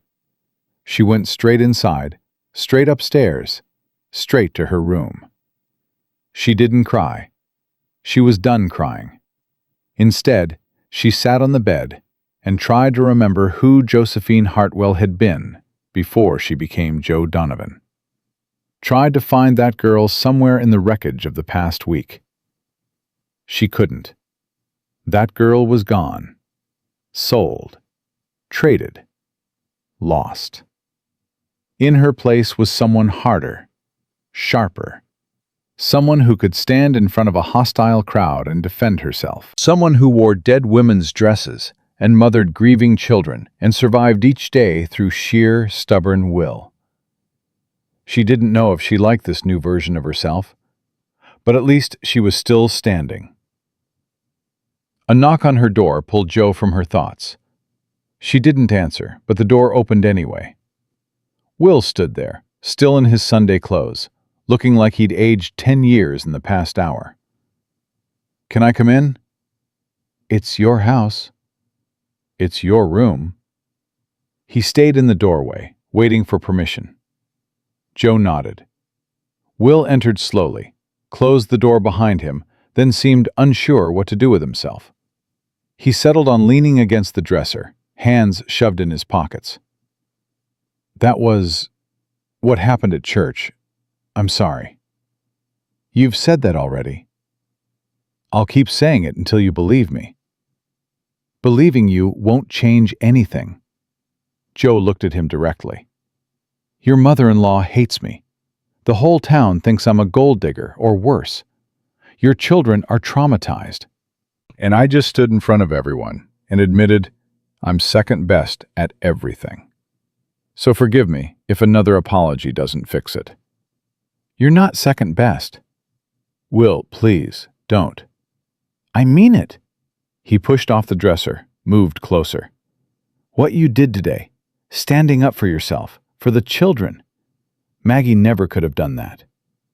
Because she wouldn't have needed to. She belonged there. I don't. You defended my kids in front of the whole town. You told the truth when you could have run. That takes more strength than Maggie ever had. Joe's head snapped up. Don't talk about her like that. Like what? Like she was weak, like she wasn't good enough. She was your wife, Will, the mother of your children. She deserves better than honesty? Will's voice went quiet. Dangerous. You want honesty, Joe? Fine. Maggie was terrified of everything. She cried when I had to go into town for supplies. She made me check on the children 20 times a night because she was convinced they'd stop breathing. She couldn't handle the isolation, the work, the constant worry. She loved the kids, loved me, but she hated ranch life, hated being out here. And I spent 7 years trying to make her happy, and failing. Joe stared at him. The pregnancy with Rose nearly broke her, Will continued, relentless now. She begged me not to. She said 3 was enough, that she couldn't do it again. But I wanted another child, and I pushed, and she gave in, because that's what wives did. And it killed her. The childbirth didn't kill her, Joe. I did. Will, so when I see you, strong, capable, not falling apart every time something goes wrong, yeah, I compare. And you know what? You win. Every time. You're better at this than she ever was. And I hate myself for thinking it, but it's true. The silence that followed was suffocating. You don't mean that, Joe whispered. I do. God help me, I do. You loved her. I did. I still do. But loving someone doesn't mean they were perfect. Doesn't mean the marriage was perfect. He ran a hand through his hair. I've been carrying this guilt for 2 years, Joe. Guilt that I pushed her into a pregnancy that killed her. Guilt that I feel relieved you're here instead. Guilt that some mornings I wake up and forget she's dead because having you in the house feels more natural than... He stopped himself, breathing hard. Joe's heart was pounding. Then what? Then anything ever did with her. The confession hung between them like lightning about to strike. You can't say things like that, Joe said, voice shaking. You can't. We have an arrangement, Will. A partnership. You said... I know what I said. I know what we agreed.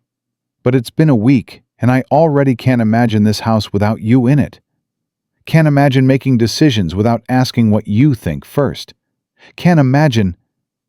His voice dropped. Can't stop imagining what it would be like if this was real. It is real. We're legally married. You know what I mean. Joe did. She knew exactly what he meant, and it terrified her. The children are falling in love with you. Even Ben, especially Ben. One good moment doesn't erase a week of him hating me. He doesn't hate you. He's scared of loving you. There's a difference. Footsteps in the hallway made them both freeze. Then Ben's voice, small and hesitant. Papa? Joe? Can I come in? Will opened the door. Ben stood there in his too small Sunday suit, face blotchy from crying, holding something in his hands. What is it, son? I need to talk to Joe. Alone. Please. Will looked at Joe. She nodded. He squeezed Ben's shoulder as he passed, closing the door behind him. Ben didn't move from his spot near the door, just stood there, looking at the floor. What you said at church, he started, voice barely audible. About living in Mama's shadow, about knowing you're second best. He finally looked up, and his eyes were devastated. I made you feel like that. Me and my... and everything I said about Mama being better. Ben, you were just being honest. I was being mean. Papa says there's a difference between honest and cruel, and I was cruel. He held out what he was carrying, a small wooden box, carved with flowers. This was Mama's. She kept special things in it. Letters from Papa, my baby tooth when it fell out, Kate's first drawing, stuff like that. Joe didn't reach for it. Ben, I can't take your mother's. I'm not giving it to you. He opened it carefully. Inside were letters, a lock of baby hair, a dried flower, and underneath a photograph. Ben pulled it out. This is her. This is Mama. The woman in the photograph was beautiful. Dark hair, serious eyes, a slight smile. She wore a simple dress and held baby Rose. She looks... Joe struggled for words. She looks kind. She was. But she was also... Ben's voice cracked. She was sad a lot. Papa doesn't like to say it, but I remember. She'd cry and say she missed Boston and her mama, and she wasn't strong enough for ranch life. And Papa would hold her and tell her it was okay, but I could tell he was worried. Ben, you don't have to tell me this. Yes, I do. Because I've been making you think she was perfect and you had to be just like her. But she wasn't perfect. She was just Mama. And she tried really hard, but sometimes trying isn't enough. He put the photo back carefully. I heard what Papa said just now, about the pregnancy, about him feeling guilty. You were listening? I was coming to apologize, and I heard. He wiped his eyes. He's wrong, though. It wasn't his fault. Mama wanted Rose, too. She told me. Said she was scared, but she wanted a big family like her mama had. It's just, sometimes people die, even when everyone does everything right. The wisdom in those words from an 8-year-old broke Joe's heart. I'm sorry I've been so awful, Ben continued. I'm sorry I made you feel like you weren't good enough. Because you are. You're different from Mama, but that's okay. Maybe that's even good. Ben, can I hug you? Papa says I should ask first instead of just doing it. Joe opened her arms and the boy crashed into her, clinging tight. She held him and felt his shoulders shake with sobs he'd been holding back for who knew how long. I'm scared, he whispered into her shoulder. I'm scared if I love you, I'll forget her. You won't forget her, I promise.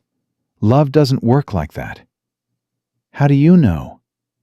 Because I love my family back home, and I'm here now, and I haven't forgotten them. Hearts are bigger than we think, Ben. There's room for old love and new love, both. He pulled back, studying her face. Do you love us? Me and Kate and Rose? The question was so direct, Joe couldn't hide behind politeness. I'm learning to, she said honestly. It's only been a week, but yes, I care about you very much. All of you. Even Papa? That's complicated. He cares about you too. I can tell. He looks at you different than he used to look at Mama. Like you're a puzzle he's trying to figure out. Joe didn't know what to say to that. I should go, Ben said. Papa's probably waiting. But Joe, thank you for not giving up on us. He left before she could respond. Joe sat on the bed and tried to process what had just happened. 2 confessions in 10 minutes. Will admitting he had feelings, Ben apologizing, revealing truths about Maggie. Everything was shifting too fast. A soft knock interrupted her spiral. Joe? Kate's voice, small and uncertain. Come in, sweetheart. The little girl entered slowly, clutching her ever-present sketchbook. She climbed onto the bed next to Joe without being invited and opened to a fresh page. Then she started drawing. Joe watched as shapes emerged. The house, the barn, stick figures, 5 of them this time. Will, Ben, Kate, Rose, and Joe, all holding hands. Kate pointed to Joe's figure, then to her own chest, then made a heart shape with her hands. You love me? Joe asked. Kate nodded vigorously. Oh, sweetheart, Joe's voice broke. I'm learning to love you, too. Then Kate spoke. Actually spoke. First words since Joe had arrived. You stayed. 2 words, barely a whisper, but they hit Joe like a freight train. What? Mama left. You stayed. Kate's eyes were huge, earnest. Even when Ben was mean, even when we were bad, you stayed. I promised I would. Promises break. Mama promised too. Your mama didn't want to leave, Kate. She got sick. I know, but she's still gone. Kate pressed closer to Joe's side. You're not gone. You're here. I'm here, Joe agreed, and I'm not going anywhere. Promise? I promise. Kate smiled. Then she went back to drawing. Content now. Just sitting close, sharing space, not needing to fill silence with words. Joe wrapped an arm around the little girl and felt something fundamental shift in her chest. This was why she'd come. Not for Will, not for security. For this. For children who needed someone to stay. She could do this. She would do this. Even if it broke her heart in the process. Downstairs, she heard Rose's laughter, Will's lower voice, the sounds of a family going about their Sunday afternoon. Her family now. God help her. That night, after the children were asleep, Joe found Will on the porch, their usual spot. He had coffee, too strong, too bitter, but he drank it anyway. Mind company? She asked. Never. She sat beside him, closer than usual. Their shoulders almost touched. Ben talked to me, she said. I know, he told me. And Kate. She spoke. Will's head turned sharply. She what? 2 words. You stayed. But Will, she spoke. His eyes went bright with unshed tears. She hasn't, not since, I know. You did that. You brought her back. I just showed up. She did the rest. They sat in silence, comfortable now. The kind of silence that didn't need filling. What you said earlier, Joe started carefully, about this feeling natural, about wanting it to be real. I shouldn't have said that. It was too much too soon. No, it was honest. And I'm tired of pretending we're just business partners when it feels like more than that. Will turned to face her fully. What are you saying? I'm saying I don't know what this is between us. I'm saying it scares me.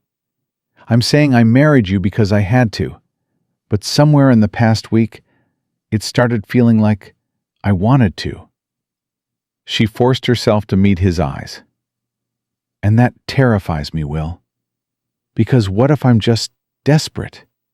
What if I'm just lonely? What if... He kissed her. Not tentative, not asking permission. Just kissed her like he'd been holding back for 7 days, and couldn't anymore. Joe froze for a heartbeat, then kissed him back. It wasn't fireworks, wasn't magic. It was just 2 lonely people finding comfort in each other. But it was real, honest, theirs. When they broke apart, both breathing hard, Will rested his forehead against hers. I'm not asking you to love me, he said quietly. I'm not asking you to forget this started as an arrangement. I'm just asking, can we try? Really try? Not for the children or the town or because we're supposed to, but because maybe, possibly, this could become something good? I don't know if I know how. Neither do I. We'll figure it out together. And if we fail? Then we fail honestly instead of living a lie. Joe pulled back to look at him. This man who'd bought her, who'd given her space and respect and time, who'd let her cry in his barn and defend herself at church and make terrible biscuits without complaint. Okay, she whispered. We'll try. He kissed her again, softer this time, sweeter. And for the first time since she'd climbed into that wagon a week ago, Joe felt like maybe, this could work. The next 3 days passed in a blur of almost normal. Joe cooked meals that were improving. Ben helped without being asked. Kate drew constantly and spoke in short sentences. Rose declared Joe was her best friend and followed her everywhere. Will watched it all with something that looked like hope. Then Thursday came with a knock on the door. Joe answered, flour on her hands from making bread. A courier stood there, official-looking. Mrs. Donovan? Yes?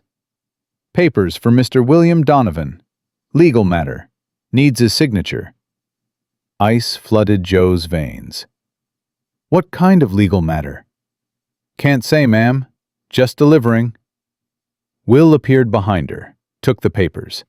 His face went white as he read. No. What is it? Joe asked. Mrs. Sullivan. She's... His hand shook.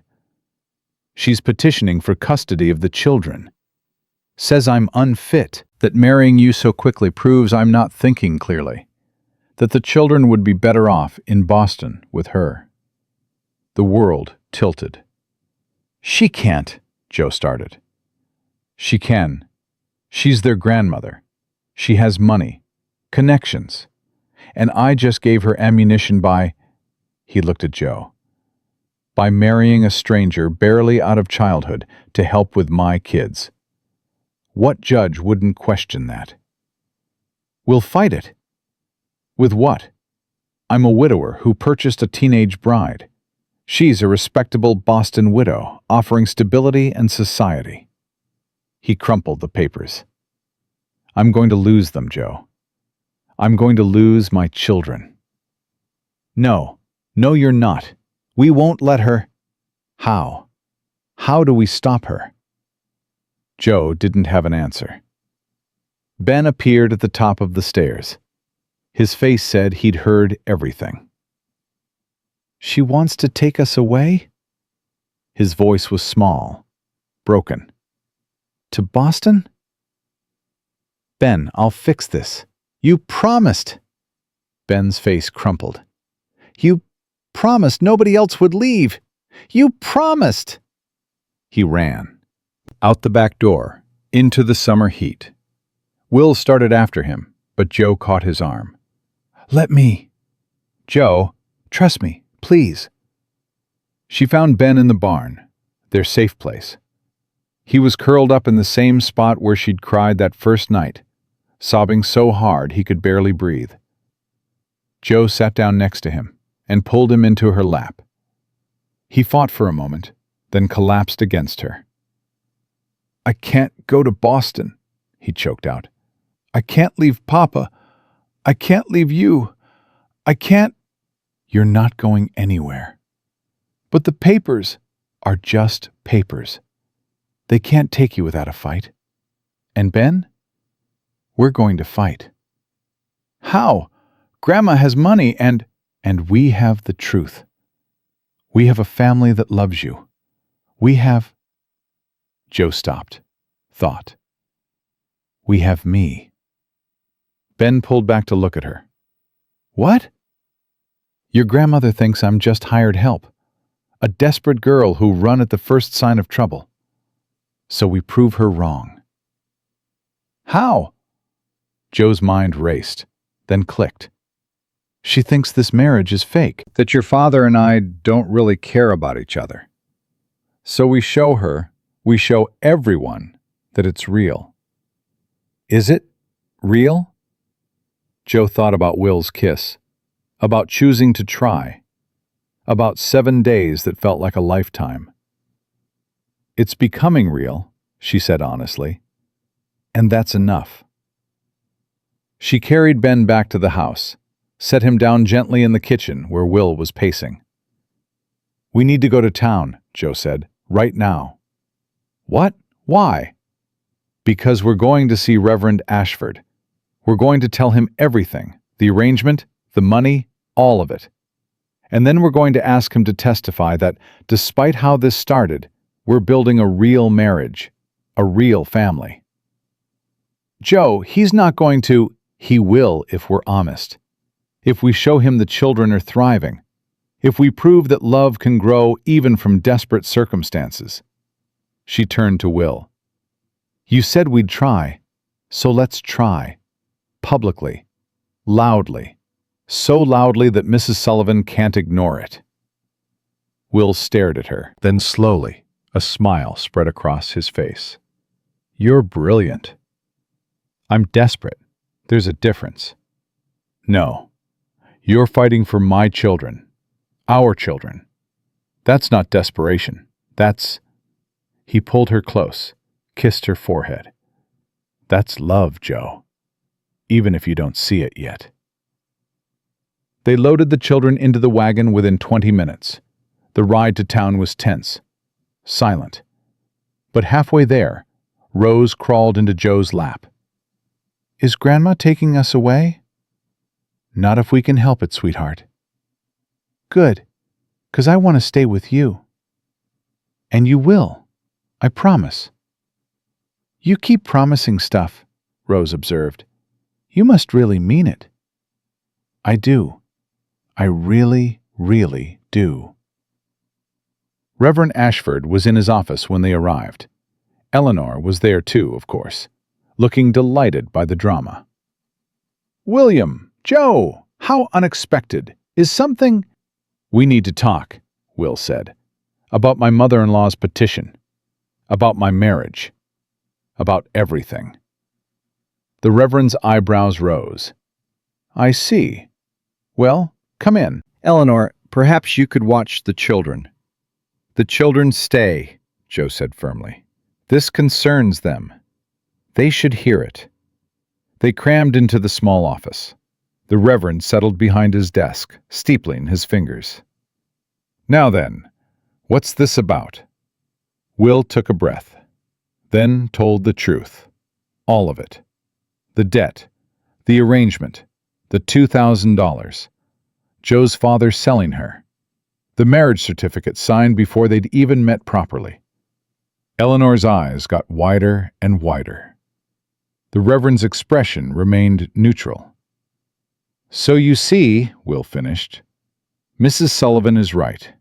This marriage started as a transaction. But it's become, he looked at Joe, it's becoming something more, something real. And I'm asking you to testify to that if it comes to court. Silence stretched. Then Reverend Ashford spoke. Why should I? Because it's the truth, Joe said. Because those children deserve to stay with their father. Because you've seen us, Will interrupted. At church, at town events. You've seen Joe with the kids. Have they seemed neglected? Unloved? Harmed in any way? Well, no, but... Then what's the problem? So what if the marriage started unconventionally? It's still a marriage. We're still building a family. Isn't that what matters? The Reverend was quiet for a long moment. Then he looked at Ben. Young man, are you happy at home? Ben straightened. Yes, sir. And this woman, Jo, does she treat you well? Better than I deserve sometimes. Would you want to go live with your grandmother in Boston? No, sir. I want to stay here, with Papa and Joe and my sisters. This is my home. Reverend Ashford nodded slowly, then looked at Kate. And you, Catherine? You've started speaking again, I hear. Why is that? Kate's voice was small but clear. Joe stayed, even when it was hard. She stayed. I see. The Reverend's expression softened. Finally, he looked at Joe. Young lady. Why did you agree to this arrangement? Because my father asked me to. Because my family needed me to. Because I didn't have a choice. And why are you staying now? You could leave. Probably should leave, given the scandal this will cause. Joe felt everyone's eyes on her. Will's especially. Because, she said slowly, carefully, I made a promise. And because somewhere in the past week and a half, these children became mine. Not legally, not even really, but in my heart. And I don't abandon people I love, even when it's hard, especially when it's hard.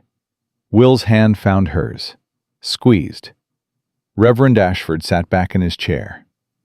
Eleanor, your thoughts? His wife looked torn between scandal and sentiment. I think regardless of how it started, there's clearly affection here, and the children do seem well cared for. But Reverend, the propriety... Propriety be damned, he said bluntly. Pardon my language. But I'm not letting bureaucracy and social conventions destroy a family that's trying to heal.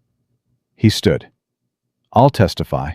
I'll tell any judge who asks that I've witnessed this family growing stronger, that the children are thriving, that whatever this marriage started as, it's becoming something good and right. Joe felt tears prick her eyes. Thank you.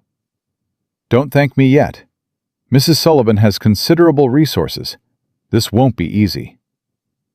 Nothing worth having is, Will said. They left the office feeling lighter, hopeful, until they reached the wagon and found someone waiting. Mrs. Sullivan herself, standing beside their wagon with a lawyer at her side. William, she said coldly, I see you got my papers. I did, and you can take them back to Boston. You're not getting my children. Our children. Margaret's children. My children.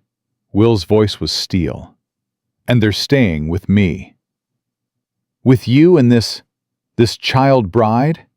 Mrs. Sullivan's eyes swept over Joe with disdain. You really think a judge will choose a mail-order teenager over their own grandmother? I think a judge will choose what's best for the kids, and that's staying home. Home? This is no home. It's exactly a home, Ben's voice cut through. He climbed down from the wagon, stood in front of his grandmother with his shoulders back. And Joe makes it feel like one again, like Mama used to, except different, but still good. Benjamin, you don't understand. I understand you want to take us away from Papa, from Joe, from everything we know. And I understand I'm only 8, but I get a say too, don't I? Don't I get to tell the judge where I want to live? Mrs. Sullivan's composure cracked. Darling, I'm trying to protect you. From what? From being loved? From having a family? Ben's voice rose. Mama wouldn't want this. She'd want us to be happy. And we're starting to be happy again. The old woman's face crumpled. Her lawyer put a hand on her shoulder, but she shook him off. Margaret would want you to have opportunities, education, society. Margaret would want them to have their father, Joe said quietly. Not confrontational, just truthful. She'd want them to have someone who loves them, who stays, who fights for them. She stepped forward. I'm sorry I'm not her. I'm sorry I never will be. But I'm here, and I'm not leaving. And if you try to take these children, I will fight you with everything I have. You have nothing. I have them." Joe gestured to the children. "And they have me. That's more than enough." Mrs. Sullivan looked between them, her grandchildren clearly on Joe's side. Will standing firm. Joe refusing to back down. "This isn't over," she said finally, voice shaking. "No," Will agreed. "It's not. See you in court, Mrs. Sullivan." She left. Her lawyer followed. The Donovan family stood together in the dusty street and watched them go. Then Rose tugged on Joe's skirt. Does this mean we get to stay? "It means we get to fight to stay."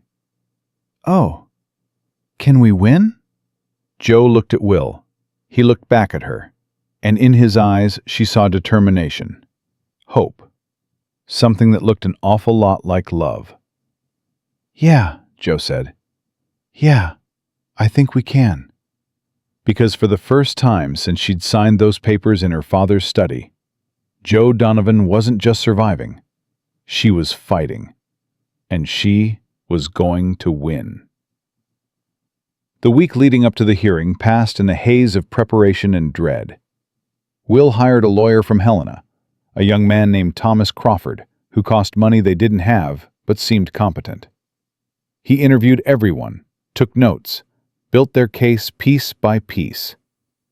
Joe watched Will age before her eyes. He barely slept, spent hours going over accounts and property deeds, trying to prove he could provide for his children. Some nights she heard him pacing in his room until dawn. On the third night, she knocked on his door. Will, can I come in?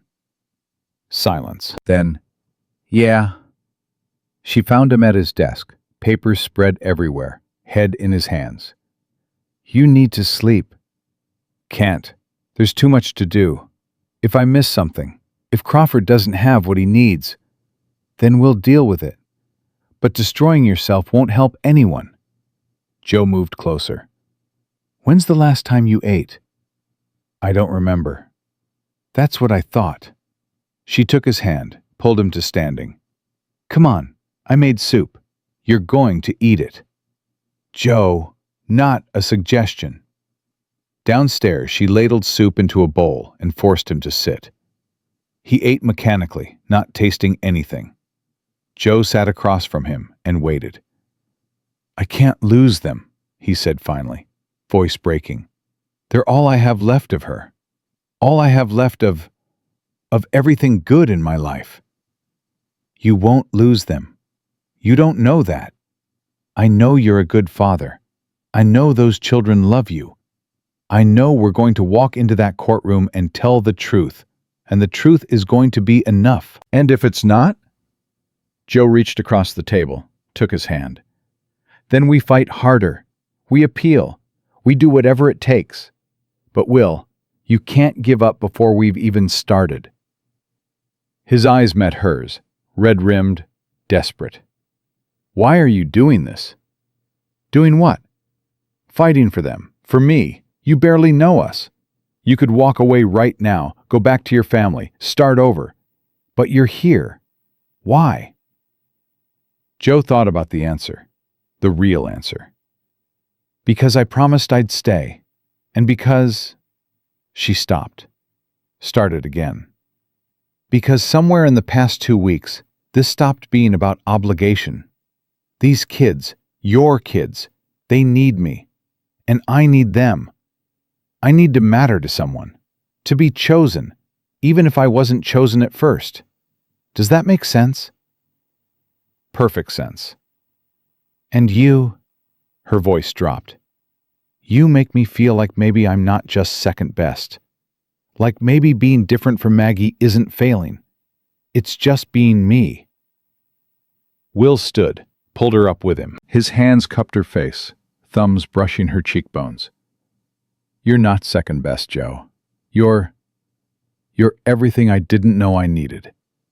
Everything I was too scared to hope for." He kissed her, deep and desperate and full of 2 weeks of longing they'd both been fighting. When they broke apart, both breathing hard, Jo pressed her forehead to his.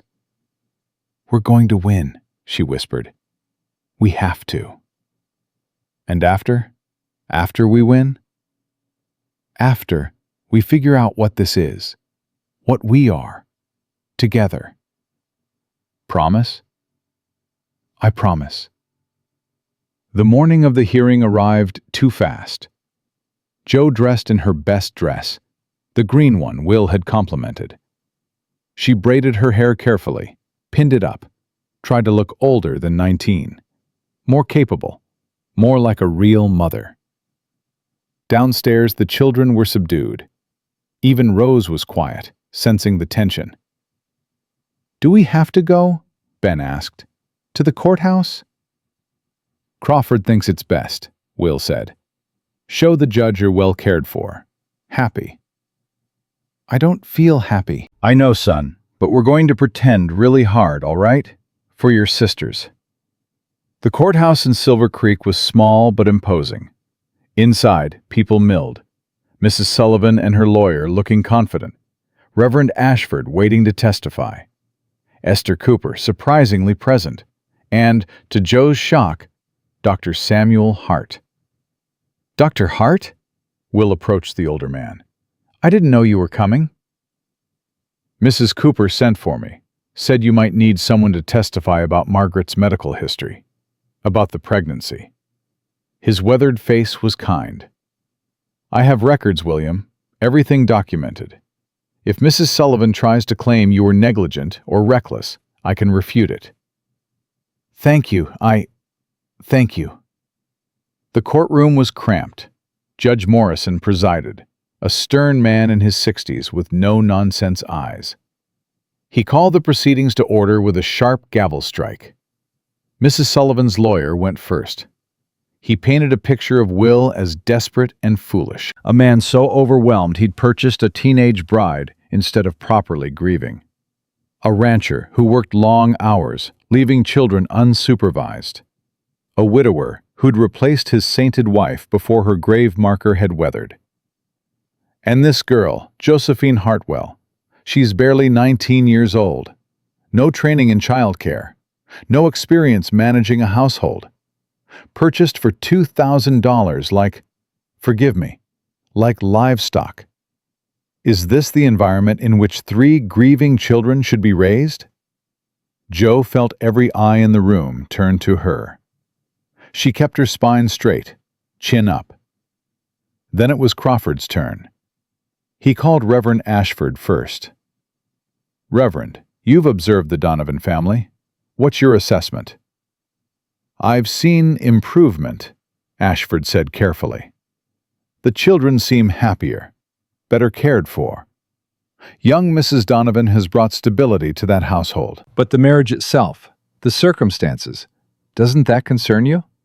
"The circumstances concern me less than the outcome. I've seen arranged marriages founded on love fail, and love marriages founded on convenience succeed. What matters is the commitment to make it work. And I see that commitment in both Mr. and Mrs. Donovan." Next, Esther Cooper took the stand. "Mrs. Cooper, you've known the Donovan family for how long?" 15 years, since William and Margaret first settled here. "And in your observation, how has Mr. Donovan managed since his wife's death?" Esther's face softened. "Poorly at first. The man was drowning. But he kept going for those children, worked himself near to death to provide for them. And when he realized he needed help, he found it. Maybe not conventionally, but he found it. And Mrs. Donovan? The new Mrs. Donovan? That girl's got more grit than half the women in this county. She walked into an impossible situation and made it work." "Those children are thriving under her care.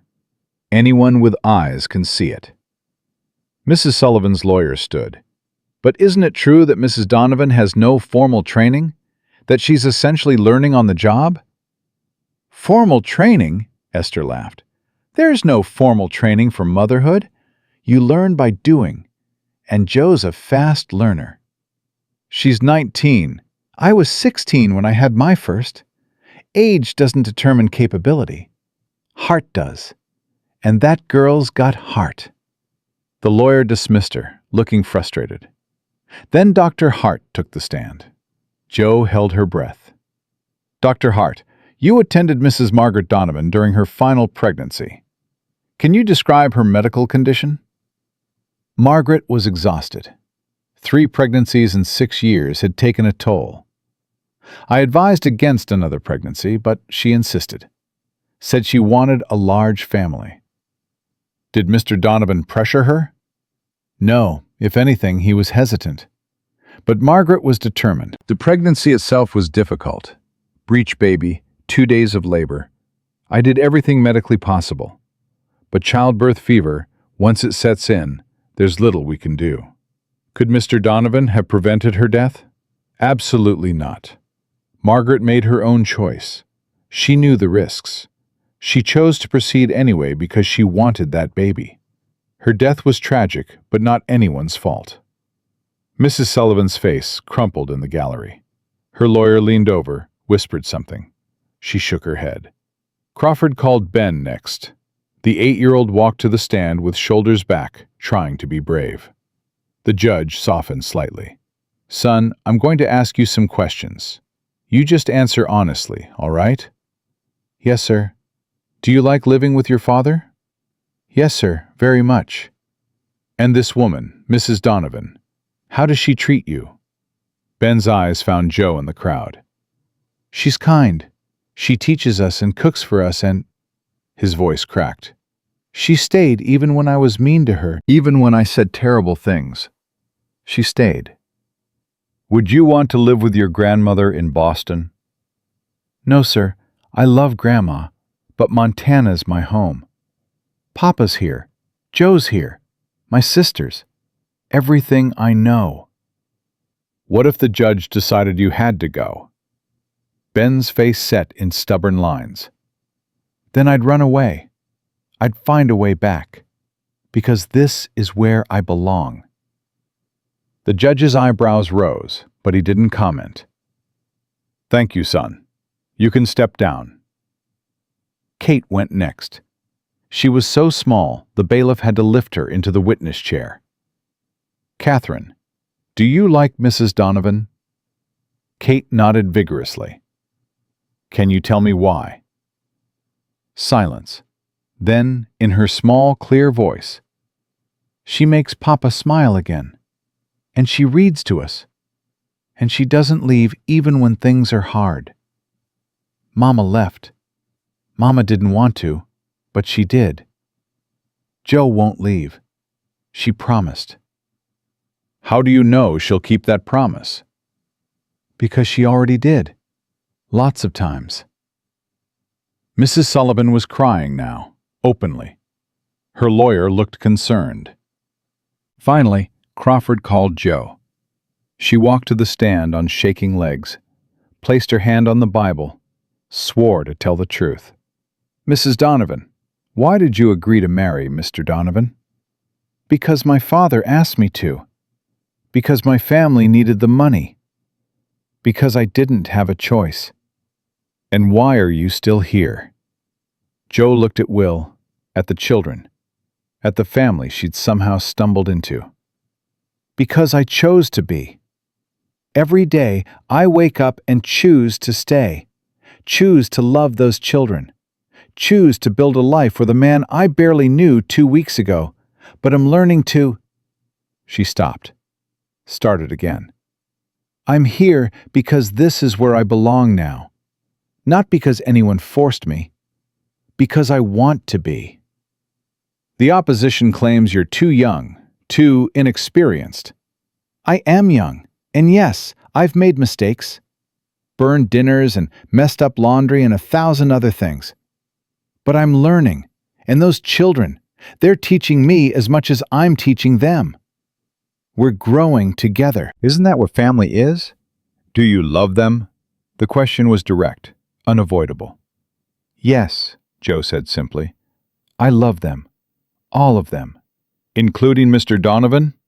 Her eyes met Will's across the room. He looked terrified and hopeful all at once. "Yes, including Will.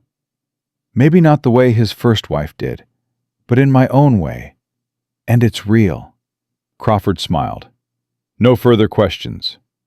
Mrs. Sullivan's lawyer approached. "Mrs. Donovan, you admit this marriage started as a transaction? "Yes. You admit you were purchased?" My father received money. I received security. If you want to call that purchased, fine." And you expect us to believe real affection has grown in 2 weeks? "I don't expect you to believe anything. I'm just telling you what happened. 2 weeks ago, I was terrified, lost, angry at the world. Now I'm—" She struggled for words. "Now I'm fighting for my family. That's real, whether you believe it or not." But surely, your client lost her daughter, Joe interrupted. I'm sorry for that, truly. But taking these children won't bring Margaret back. It'll just hurt them more, and I won't let that happen. Not without a fight. The lawyer looked startled. No further questions. Joe stepped down. Will caught her hand as she passed, squeezed it. The judge called a short recess. Everyone filed outside. Mrs. Sullivan stood apart, her lawyer talking urgently. She looked old, broken. Joe approached her. Will tried to stop her, but she shook him off. "Mrs. Sullivan." The old woman turned. Her eyes were red-rimmed, mascara streaked. "What do you want?" "To tell you I'm sorry. For your loss. For not being Margaret. For everything." You think an apology changes anything? "No, but I need you to know. I'm not trying to replace her. I'm just trying to love her children, the way she would have wanted." You didn't know her. You don't know what she would have wanted. "You're right, but I know she loved those kids. And I know she'd want them happy, safe, home." Joe's voice dropped. "And they are. With Will. With me. Please, please don't take them from the only home they've ever known." Mrs. Sullivan's face worked. "She was my only child, my baby, and they're all I have left of her." "Then visit. Come stay. Be their grandmother. Just let them stay here, too."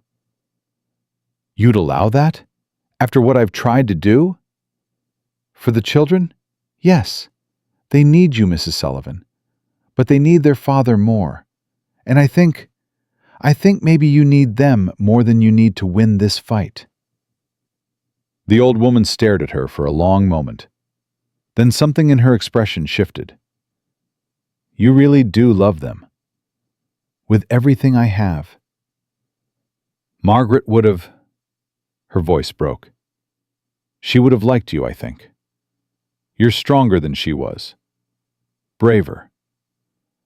"I'm terrified every single day." "But you stay anyway. That's brave." Mrs. Sullivan took a shaking breath. "When we go back in there, I'm going to withdraw my petition." Joe's heart stopped. "What?" "You're right. This isn't about what I want. It's about what's best for them. And staying with their father, with you, that's what's best." She wiped her eyes. "But I want visits, regular visits. I want to be part of their lives." "Done. Absolutely. Whenever you want." "And you?" Mrs. Sullivan's voice hardened slightly. "You hurt those children, you break your promise to them, and I will come back. And next time, I'll win." "You won't need to. I'm not going anywhere." They went back inside. The judge reconvened.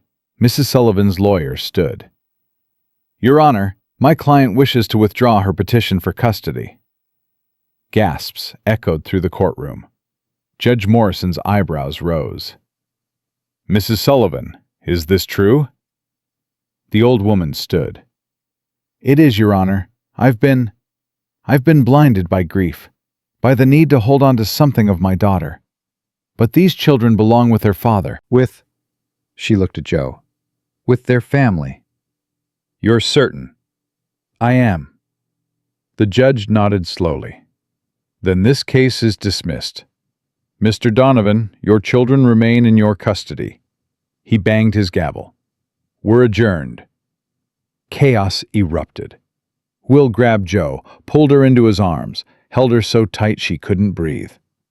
The children rushed over, even Ben, and suddenly they were a tangle of arms and tears and laughter. "We won," Ben kept saying. "We actually won." No, Will corrected, looking at Jo. She won. Jo won. Outside, Mrs. Sullivan waited by their wagon. The children hesitated, but Jo nudged them forward. "Go on. She's your grandmother. You can love us both." Rose went first, throwing herself at the old woman without hesitation. Mrs. Sullivan caught her, held her close, and finally let herself cry properly. "I miss your mama," she told Rose. "So much." "I miss her too, even though I don't remember." "Then I'll tell you about her. All of you."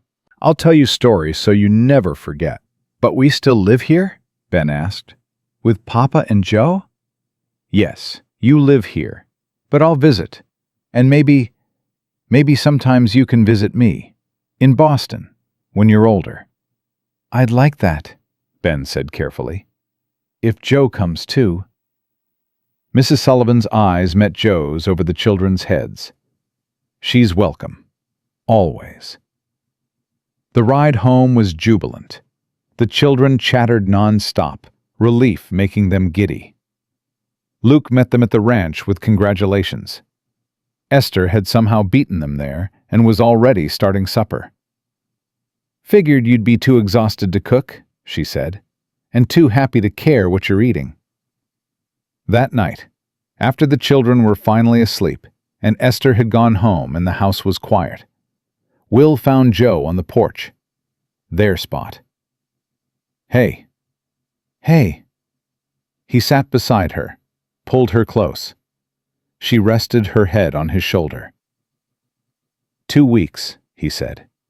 2 weeks ago, I was buying a wife to solve a problem. He stopped. Now I'm falling in love with a woman who saved my family. Jo's breath caught. "Will, I know it's fast. I know it's crazy. I know you probably need time to—" She kissed him, cut off his rambling with her lips on his. When they broke apart, she said, "I'm falling too. Have been since you let me cry in your barn and didn't judge me for it. Since you defended me at church. Since you looked at me like I mattered." "You do matter. You matter more than—" His voice roughened. "I loved Maggie. Part of me always will. But Jo, what I feel for you, it's different. Stronger. More real somehow."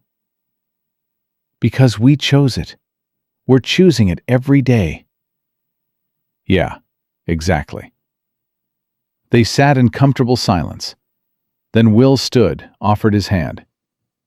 "Come to bed?" "Your bed?" "Our bed, if you want." Jo took his hand. "I want." They went upstairs together, past the children's rooms, past the spare room that had been Jo's, into Will's room. No, Jo corrected herself. Their room now. Will closed the door softly, turned to face her. There are things I should say, romantic things, but I don't know how. Just be honest." "Honest." He moved closer. "Honestly, I want you. Have wanted you since you stood up to Ben that first morning. Since you saved my cattle. Since you defended my kids at church.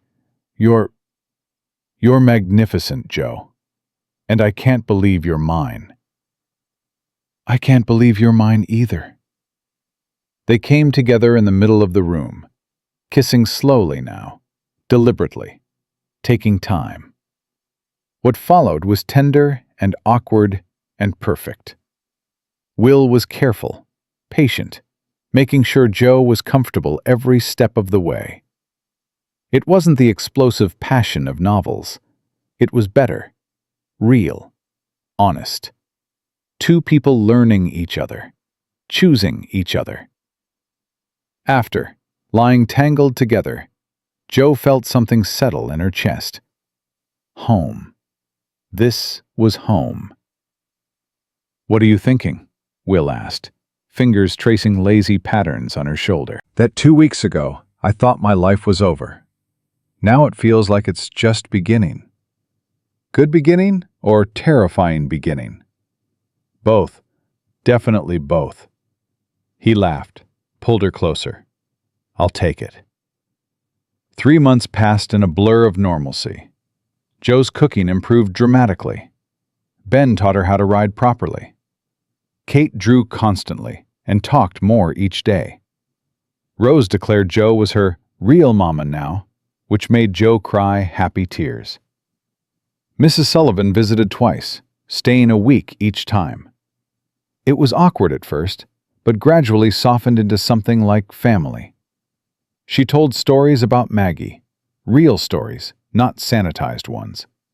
About her daughter's fears and flaws alongside her strengths. "She would have liked you," she told Jo one evening. "She always wanted a sister." Fall arrived, painting the ranch in golds and reds. Jo wrote to her family regularly. Her mother's letters back were warm, approving. Her father's were shorter, but held notes of pride. Then one morning, Jo woke feeling ill. It passed quickly, but returned the next day, and the next. By the end of the week, she knew. She waited until the children were asleep to tell Will. "I'm pregnant." He froze, coffee cup halfway to his mouth. "You're about 6 weeks, I think. Maybe 7. The cup clattered to the table. Will was across the room in 2 strides, hands on her face, eyes searching hers. Is this... I'm happy," she said quickly. "Scared, but happy. Are you... happy?" "Jo, He pulled her into his arms. "I'm terrified and thrilled and thank God. Thank God." "You're not worried? After what happened with Maggie?" "I'm worried. Of course I'm worried. But Dr. Hart says you're young and healthy and will be careful. And Jo," his voice dropped, "this baby is ours. Mine and yours." "That feels like a fresh start?" "Yeah, exactly like that." They told the children the next morning. Rose was thrilled, immediately declaring herself best big sister ever. Kate asked if she could draw the baby. Ben was quiet for a moment, then asked, "Does this mean you're really staying? Forever?" "Forever," Jo confirmed. "This is my family now. All of you." "Even the new baby?" "Especially the new baby." He smiled, actually smiled, wide and genuine. "Good. That's good." Spring came with new life everywhere. The ranch thrived under Will and Jo's combined management. The cattle were healthy, the land was productive, and Jo's belly grew round with promise. Dr. Hart visited monthly, pronouncing everything normal. Esther Cooper appointed herself birth coach, much to Jo's amusement. Even Eleanor Ashford softened, bringing baby clothes she'd knitted. "For the newest Donovan," she said, "may he or she bring you all joy." In late April, the pains started. Jo labored for 12 hours with Esther and Dr. Hart attending. Will waited downstairs, pacing, listening to every sound. Ben kept him company, both of them terrified. Finally, as dawn broke over the Montana mountains, a baby's cry pierced the air. Dr. Hart appeared at the top of the stairs, grinning. "Congratulations, William! You have a daughter, and your wife is healthy and asking for you." Will took the stairs 3 at a time, burst into the room to find Jo propped up in bed, exhausted but radiant, holding a tiny bundle. "Will, meet Sarah Catherine Donovan." His breath caught. "You named her after both our mothers, yours and mine, past and present together." She looked up at him. "Is that okay?" "It's perfect. You're perfect. She's perfect." He sat on the bed carefully, touched the baby's tiny fist with one finger. "She has your nose. Poor thing. Beautiful nose, on both of you." The children crowded in moments later. Rose immediately wanted to hold her. Ben touched the baby's hand with wonder. Kate started drawing frantically, trying to capture the moment.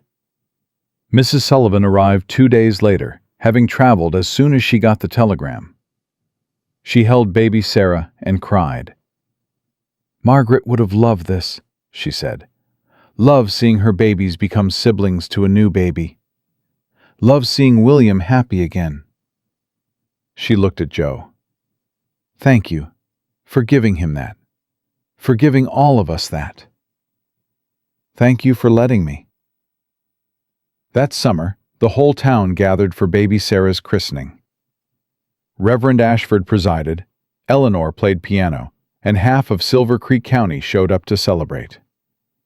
As Joe stood beside Will, holding their daughter, surrounded by Ben and Kate and Rose, she thought about that terrified girl who'd signed papers in her father's study. That girl was gone. In her place stood Joe Donovan. Wife, mother, fighter, survivor. Woman who'd been sold like livestock and had somehow, impossibly, found love anyway. "What are you thinking?" Will whispered as the Reverend began speaking. "That I was given away at 19, and it was the best thing that ever happened to me." "No regrets?" "Not a single one." He kissed her forehead. Baby Sarah squirmed between them. The children pressed close. The congregation watched with smiles, and Joe Donovan knew, with absolute certainty, that she was finally home. Not because anyone had forced her to be there, not because she'd been purchased or traded or sold, but because she'd chosen it. Every single day she chose to stay, chose to love, chose to fight for the family that had become hers. And that choice, that simple, powerful, daily choice, had transformed a transaction into a love story, strangers into family, and a desperate arrangement into the most real thing Joe had ever known. She was no longer Clara Hayes being given away.